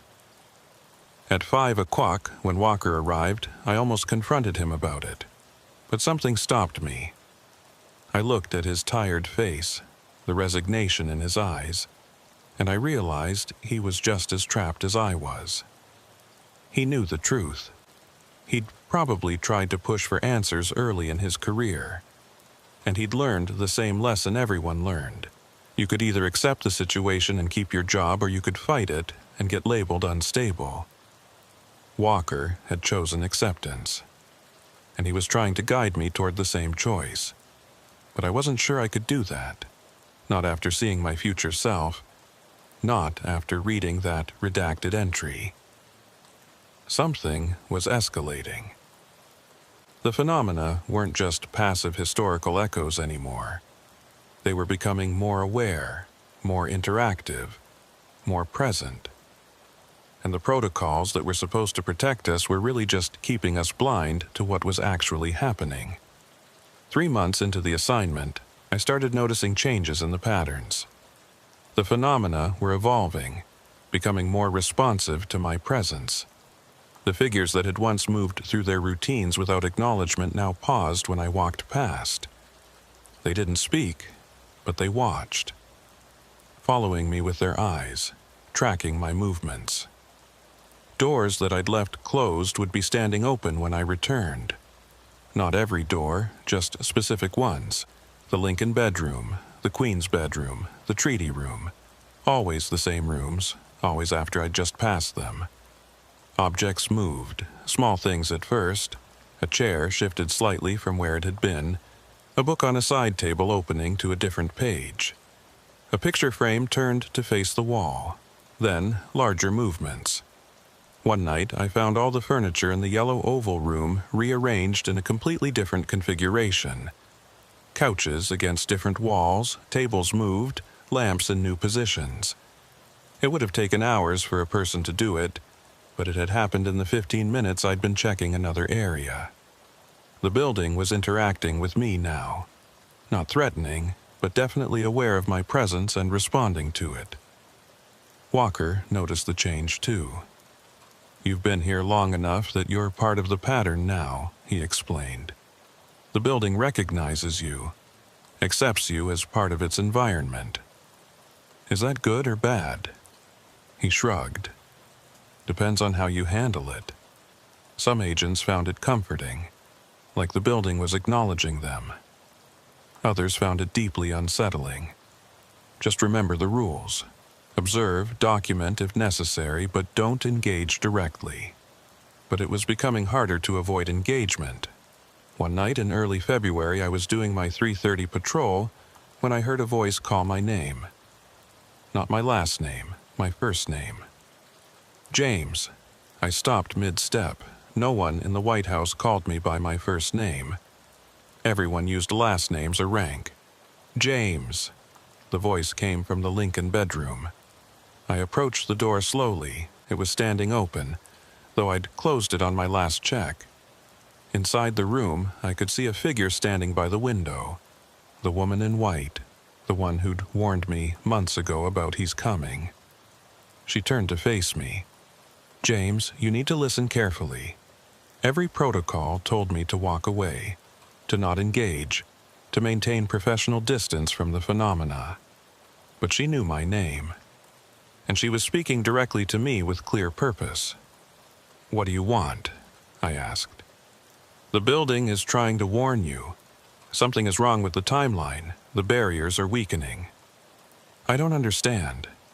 She moved closer, and I could see her face more clearly now. She was young, maybe mid-20s, with kind eyes and an expression of genuine concern. This building exists in multiple time periods simultaneously. Usually, they remain separate, but recently, they've been bleeding together more and more. Past, present, future, all mixing, overlapping. Why are you telling me this? Because you're aware. Most of the living who work here can see us, but they don't truly acknowledge what's happening. They follow their protocols and ignore what doesn't fit. But you've been documenting, observing, trying to understand. That makes you important. Important how? She hesitated, looking troubled. There's something coming. An event that will happen in this building. Something catastrophic. It's creating ripples backward through time. That's why the phenomena have been intensifying. The building is trying to warn everyone, but most people can't or won't hear. What kind of event? I don't know the details. I only see the echoes of it. But it's bad, James. Bad enough that it's shaking the foundations of time itself in this place. I felt ice in my veins. When? Soon, within your timeline. Maybe weeks, maybe months. The closer it gets, the more the barriers break down. Before I could ask more, she flickered and faded. Just gone, leaving me alone in the Lincoln bedroom with more questions than answers. I reported the interaction to Walker the next morning. He listened without interruption, his expression growing more concerned as I spoke. You engaged with her, he said when I finished. That breaks protocol.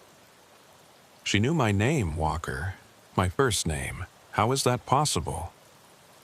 He was quiet for a long moment. The building knows things, knows people. The longer you're here, the more it learns about you. It can access information from any time period where you exist. Past, present, or future. She said something catastrophic is coming. An event that's creating ripples backward through time. Walker's face went pale. Did she say what event? No. Just that it's bad enough to shake the building's temporal foundations. He stood up and paced the small office. This has happened before. In 2001, in the months before September 11th, agents working here reported increased phenomena. Figures trying to communicate, objects moving, warnings being issued. We thought it was random until after the attacks. Then we realized the building had been trying to warn us. You're saying this place can sense future disasters. I'm saying this building has stood at the center of American power for over 2 centuries. It's absorbed every major event, every crisis, every decision made within its walls. That kind of accumulated history creates something. Whether it's consciousness or just a recording that can play backward and forward through time, I don't know. But yes, it seems to sense major disruptions before they happen. Then we need to report this, warn someone. Walker shook his head. And tell them what? That a ghost told you something bad is coming? They'll remove you from posting so fast your head will spin. The only reason I'm still here after 15 years is because I learned to keep the truth to myself. So, we just ignore it? We stay alert, we document what we can, and we hope that if something is coming, we'll recognize it when we see it. He put a hand on my shoulder. James, I know this is frustrating, but the system isn't built to handle this kind of information. All we can do is our jobs. But I couldn't accept that. Not after hearing the warning, not after seeing the fear in that woman's eyes. I started paying closer attention to everything. Not just the phenomena after 3 a.m., but everything during my shifts. Security briefings, threat assessments, any unusual activity in or around the White House. Nothing seemed out of the ordinary. Normal presidential schedule, routine security protocols, no elevated threat levels. But the phenomena continued to intensify. More figures appeared each night. More rooms showed temporal overlaps. More voices tried to communicate warnings. One night, I counted 17 separate figures in the center hall, all from different time periods, all trying to exist in the same space. They flickered in and out, appearing and disappearing, creating a strobe effect of different eras. The searching soldier appeared more frequently, sometimes multiple times a night. He checked the same rooms over and over, growing more agitated each time he failed to find what he was looking for. And then there was the new figure. A man in a modern suit, contemporary clothing, someone who could have been walking the halls last week. But he appeared after 3 a.m., which meant he was part of the phenomena. I saw him for the first time on a Thursday night in late February. He was standing in the center hall, looking confused and disoriented. When he saw me, his face showed relief. "Agent Grant, thank God. I need you to listen to me very carefully." His voice was clear, solid, not distant like the others. He sounded completely real. "Who are you?" I asked. "I'm Agent Miller. I work day shift security. Or I will work it. Or I did work it. Temporal grammar gets confusing." He looked around, agitated.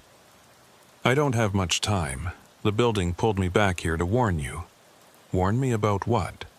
"March 15th, the Ides of March. Something happens on that date. I can't see exactly what, but it's bad. Evacuation level bad. You need to make sure everyone gets out." March 15th is 3 weeks away. If there's a threat, why aren't current intelligence reports showing it? Because it's not external, it's internal, something that happens inside the building itself. The ripple effect is so strong, it's pulling people like me backward through time to try to warn you. He started to flicker, becoming less solid. "I'm losing coherence. Listen, on March 15th at 3 a.m., you need to..." He vanished mid-sentence, leaving me standing alone in the hallway. March 15th. 2 weeks and 6 days away. Whatever was coming, I now had a specific date. I went to Walker immediately with this information. He listened, his face grave. "Agent Miller doesn't exist," he said when I finished. "There's no one by that name on the day shift roster. I've worked here 15 years, I know everyone. He said he will work here. Future tense. Maybe he hasn't been hired yet. Or maybe what you saw was a future version of someone else, appearing with a false identity because the building can't perfectly translate across timelines." Walker rubbed his face. "James, do you understand what you're suggesting?" If something happens on March 15th at 3 o'clock a.m., and you're working that night, you'll be right in the middle of it. Then maybe I shouldn't work that night. You think changing your schedule will help? If the building wants you here for that shift, you'll be here. That's how this works. It's not random coincidence that you're the one receiving these warnings. Why me? Why not you? Or someone with more experience? Walker was quiet for a long moment. Because I stopped listening years ago. I follow protocols. I do my job. But I don't engage with the phenomena anymore. I can't afford to. It's too draining, too dangerous for your mental health. You still have the openness, the willingness to believe. That's why they're reaching out to you. I need to report this. File it officially. And I can't stop you, but understand what you're risking. Your career, your reputation, possibly your freedom if they decide you're unstable. I thought about it for the rest of the shift. By the time I went home that morning, I'd made my decision. I wouldn't file an official report, but I would be ready on March 15th. Whatever was coming, I'd face it with my eyes open. The 2 weeks leading up to March 15th were the most intense I'd experienced. Every night, the phenomena escalated. Figures appeared in broad daylight now, visible to other agents too. The temporal barriers were breaking down completely. Other night shift agents started reporting similar experiences. They'd see figures, hear voices, witness impossible things. The phenomena could no longer be contained to the post-3 a.m. hours. Walker looked more exhausted each day. It's happening faster than before, he told me.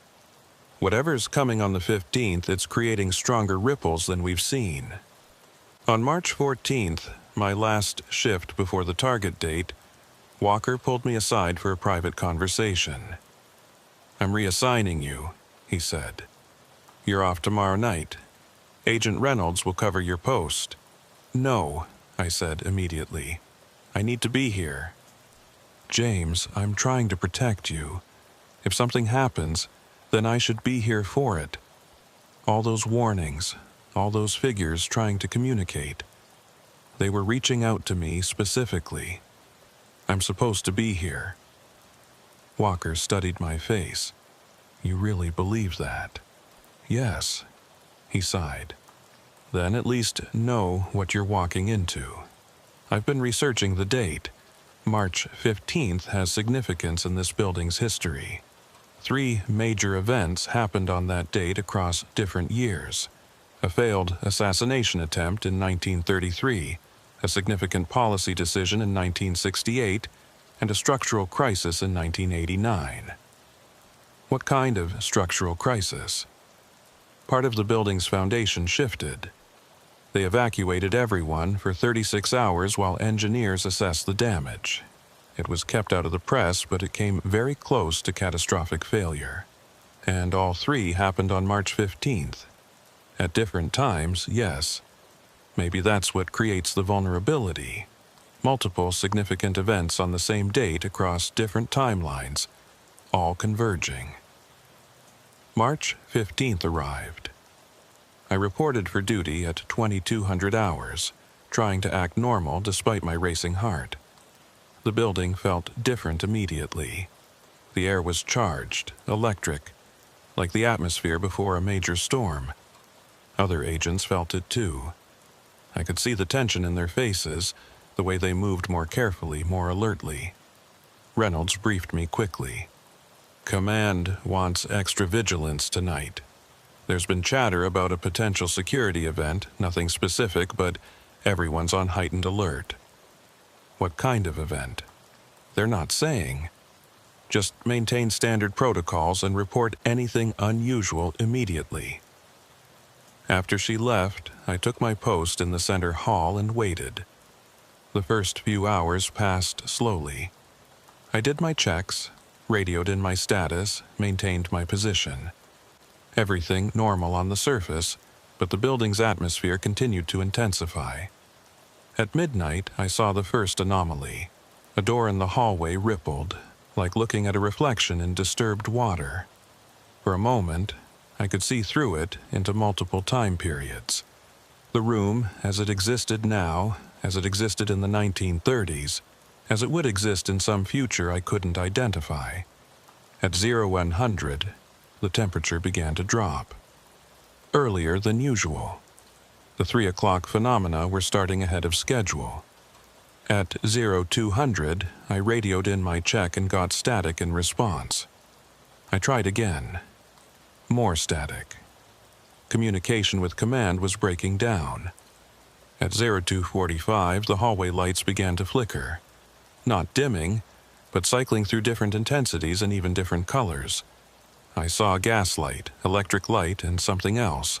A pure white light that didn't come from any fixture. At 0300, everything changed. The building lurched. Not physically, but temporally. I felt it in my bones, like reality itself was shifting gears. Suddenly, the hallway was crowded. Dozens of figures, maybe hundreds, all occupying the same space. I saw Union soldiers, 1920s staff members, modern-era agents, people in clothing styles I didn't recognize. All of them flickering in and out of existence, all trying to be real simultaneously. The woman in white appeared next to me. It's happening, the convergence. All the timelines are collapsing into one moment. What do I do? Stay grounded. Remember when you are. The building is going to try to pull you into other times, but you need to remain anchored to now. The searching soldier ran past, no longer methodical but panicked. He was shouting something I couldn't hear over the roar of voices that filled the hallway. The walls rippled. I could see through them into other versions of the building. Different layouts, different decorations, the same space existing in multiple configurations. I grabbed onto a doorframe. Something solid. Something real.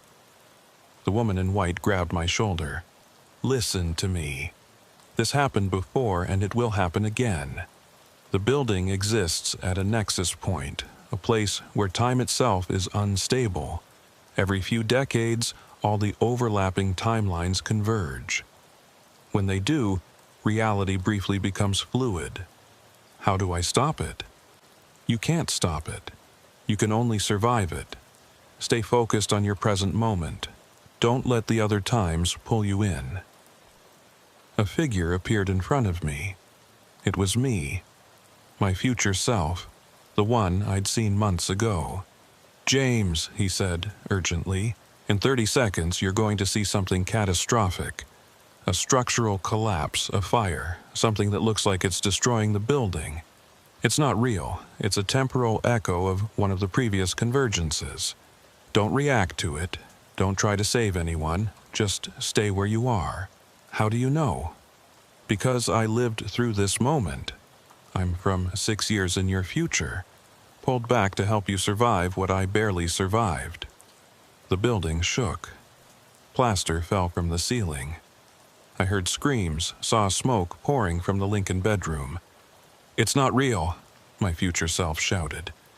It's the 1989 event, bleeding through. Stay grounded. I closed my eyes and focused on the sensation of the doorframe under my hands. Solid wood, cool and smooth. Real. Present, mine. The screaming continued. The smell of smoke intensified. I felt heat on my face, but I didn't open my eyes. I didn't let go of the doorframe. The woman in white's voice cut through the chaos. You're doing well. Just a little longer. The convergence is peaking. Time lost meaning. I might have stood there for minutes or hours. Past, present, and future crashed together like waves, each one trying to pull me into its current. I saw myself at different ages. A younger me on my first day at the Secret Service Academy. An older me, retiring after decades of service. A middle-aged me, standing in this exact spot, holding this exact doorframe, living through this exact moment. I saw other agents. Reynolds, working a shift from 10 years ago. Walker, fresh-faced and young, just starting on the night detail. Agent Morrison, the one whose report had been redacted, standing in the hallway trying to document what was happening around him. I saw presidents. Lincoln pacing the halls in the middle of the night. Roosevelt making critical decisions in the Oval Office. Leaders from every era, all of them present, all of them real. The building showed me its complete history in a single, overwhelming rush. 200 years of moments, all happening simultaneously. Then, as suddenly as it had started, it stopped. The hallway was empty. Quiet. Normal lighting, normal temperature. Just me, standing alone in the center hall at 03:12 hours, according to my watch. I let go of the doorframe slowly. My hands were cramped from gripping it so hard. I looked around. Everything appeared normal. No smoke, no structural damage, no crowds of temporal figures. But something had changed. I could feel it. The building felt different now, calmer, like pressure had been released. My radio crackled. Second floor post, status check. All clear, I responded automatically. No incidents to report. And that was true, in a way. How could I report what had just happened? A temporal convergence where all the building's timelines collapsed into one moment. They'd think I'd had a psychotic break. I completed the rest of my shift in a daze. At 0600, Walker arrived to relieve me. He took one look at my face and nodded. You made it through. You knew. You knew exactly what would happen. I suspected. I've seen convergences before, though never that intense. He guided me to the small office. How do you feel? Shaken, confused, but I stayed grounded like you taught me. I didn't let it pull me into another timeline. Good. That's the important thing. Walker hesitated. James, I need to ask you something. During the convergence, did you see yourself? Your future self? Yes, he helped me. Told me what was happening, warned me not to react to the temporal echoes. Walker looked troubled. I was afraid of that. Afraid of what? It means you're locked in now. You saw your own future, 6 years ahead. That creates a temporal loop. You're guaranteed to live at least that long, work here that long, and eventually become the version of yourself that goes back to help you. Is that a bad thing? It's complicated. It means you're bound to this place, this building, this phenomena. You can't leave, can't transfer, can't escape. Not for at least 6 years, maybe longer. I thought about that. 6 more years of night shifts, of temporal phenomena, of impossible things. 6 years of living at the intersection of multiple timelines. I can handle it, I said. But Walker looked unconvinced. Can you? Because I've watched agents try. The ones who see their future selves either embrace it or break under the weight. There's no middle ground. I left the White House that morning with a strange sense of acceptance. I'd survived the convergence. I'd stayed grounded in my timeline. And I'd learned that I had at least 6 more years here, whether I wanted them or not. Over the next few weeks, the phenomena returned to their normal patterns. Post 3 a.m. activity, historical figures moving through routines, the usual temporal overlaps. But I noticed changes. The figures were more aware of me now. They'd nod when I walked past, acknowledge my presence. Some even spoke brief greetings. The woman in white became a regular presence. I'd see her several times a week, and she'd always say the same thing. Thank you for staying grounded. The searching soldier finally found what he was looking for. One night, I saw him embrace another figure, a young man in civilian clothes, and they both faded together, finally at peace. And I started seeing my future self regularly. He'd appear during quiet moments, always 6 years older, always trying to pass along some small piece of advice or warning. Don't take the assignment in July 2026. It goes bad. Reynolds is going to ask you a question next month. Say yes. When you meet her in 2027, trust your instincts. Small glimpses of a future I was destined to live, whether I wanted to or not. Walker and I developed an unspoken partnership. He'd handled the phenomena his way for 15 years. I was learning to handle them mine. We were both trapped in our own ways, both serving as guardians of secrets we couldn't share. One night, about 2 months after the convergence, I asked him something I'd been wondering. Have you ever seen your future self? He was quiet for a long moment. No, and that's how I know I won't be doing this much longer. The building shows you your future if you're meant to continue here. If it doesn't show you, it's because there's no future here to see. What does that mean? It means I'm retiring soon. Maybe this year, maybe next. But my time here is ending. He looked at me seriously. And yours is just beginning. The building has chosen you, James. You're going to be here a long time. How do you know? Because I've seen the patterns. The agents who see their future selves, who survive convergences, who engage with the phenomena, they're the ones the building keeps. And you've done all three. Is that what you want? To leave? Walker smiled sadly. I've given this place 15 years. I've seen things that would break most people. I've kept secrets that have eaten at me for over a decade. Yes, I want to leave. I want to have a normal life again, sleep normal hours, work a job where the past doesn't literally walk past you in the hallway. I'll miss having you here. You'll be fine. Better than fine. The building trusts you in a way it never trusted me. That's valuable, even if it's also terrifying. I thought about that later, during the quiet hours after 3 a.m. when the building revealed its true nature. Was I okay with being bound to this place, with living at the intersection of multiple timelines, with seeing impossible things every night? I didn't have an answer, but I knew I didn't have a choice either. The temporal loop was set.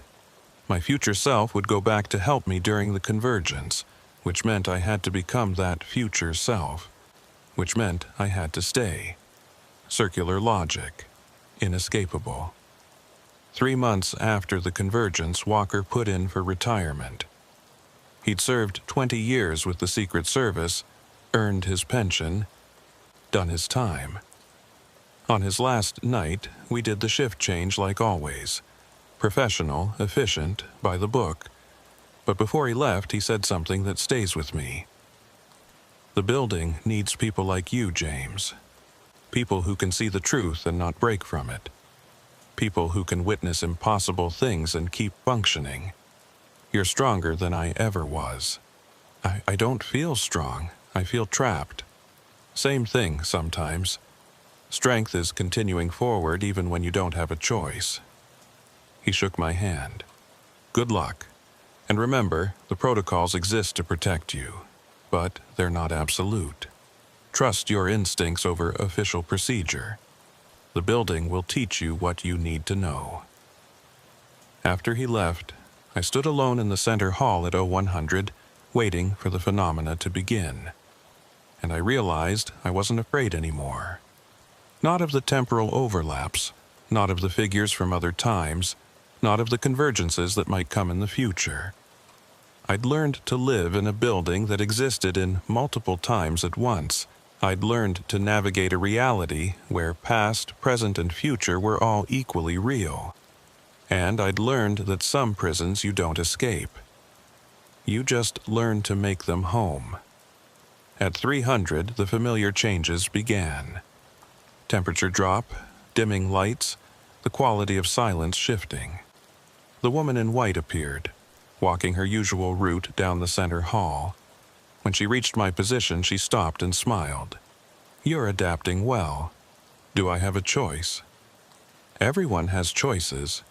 You've chosen to stay aware, to engage, to understand. Many would have closed themselves off, followed the protocols blindly, pretended none of this was real. Would that have been better? Easier, perhaps, but not better. The building needs guardians who can see it fully, in all its temporal layers. You're becoming one of those guardians. For 6 more years at least. She tilted her head. Oh, James, did you really think it was only 6 years? You saw one future self during the convergence. But there are others. Many others. You're going to be here much longer than you realize. How much longer? But she faded before answering, leaving me alone with the implications. I pulled out my phone and opened the Notes app, where I'd been documenting everything I could. Not officially, just for myself. A record of what was really happening in this building, written by someone who couldn't look away. I added a new entry. March 15th, 2025. Survived the temporal convergence.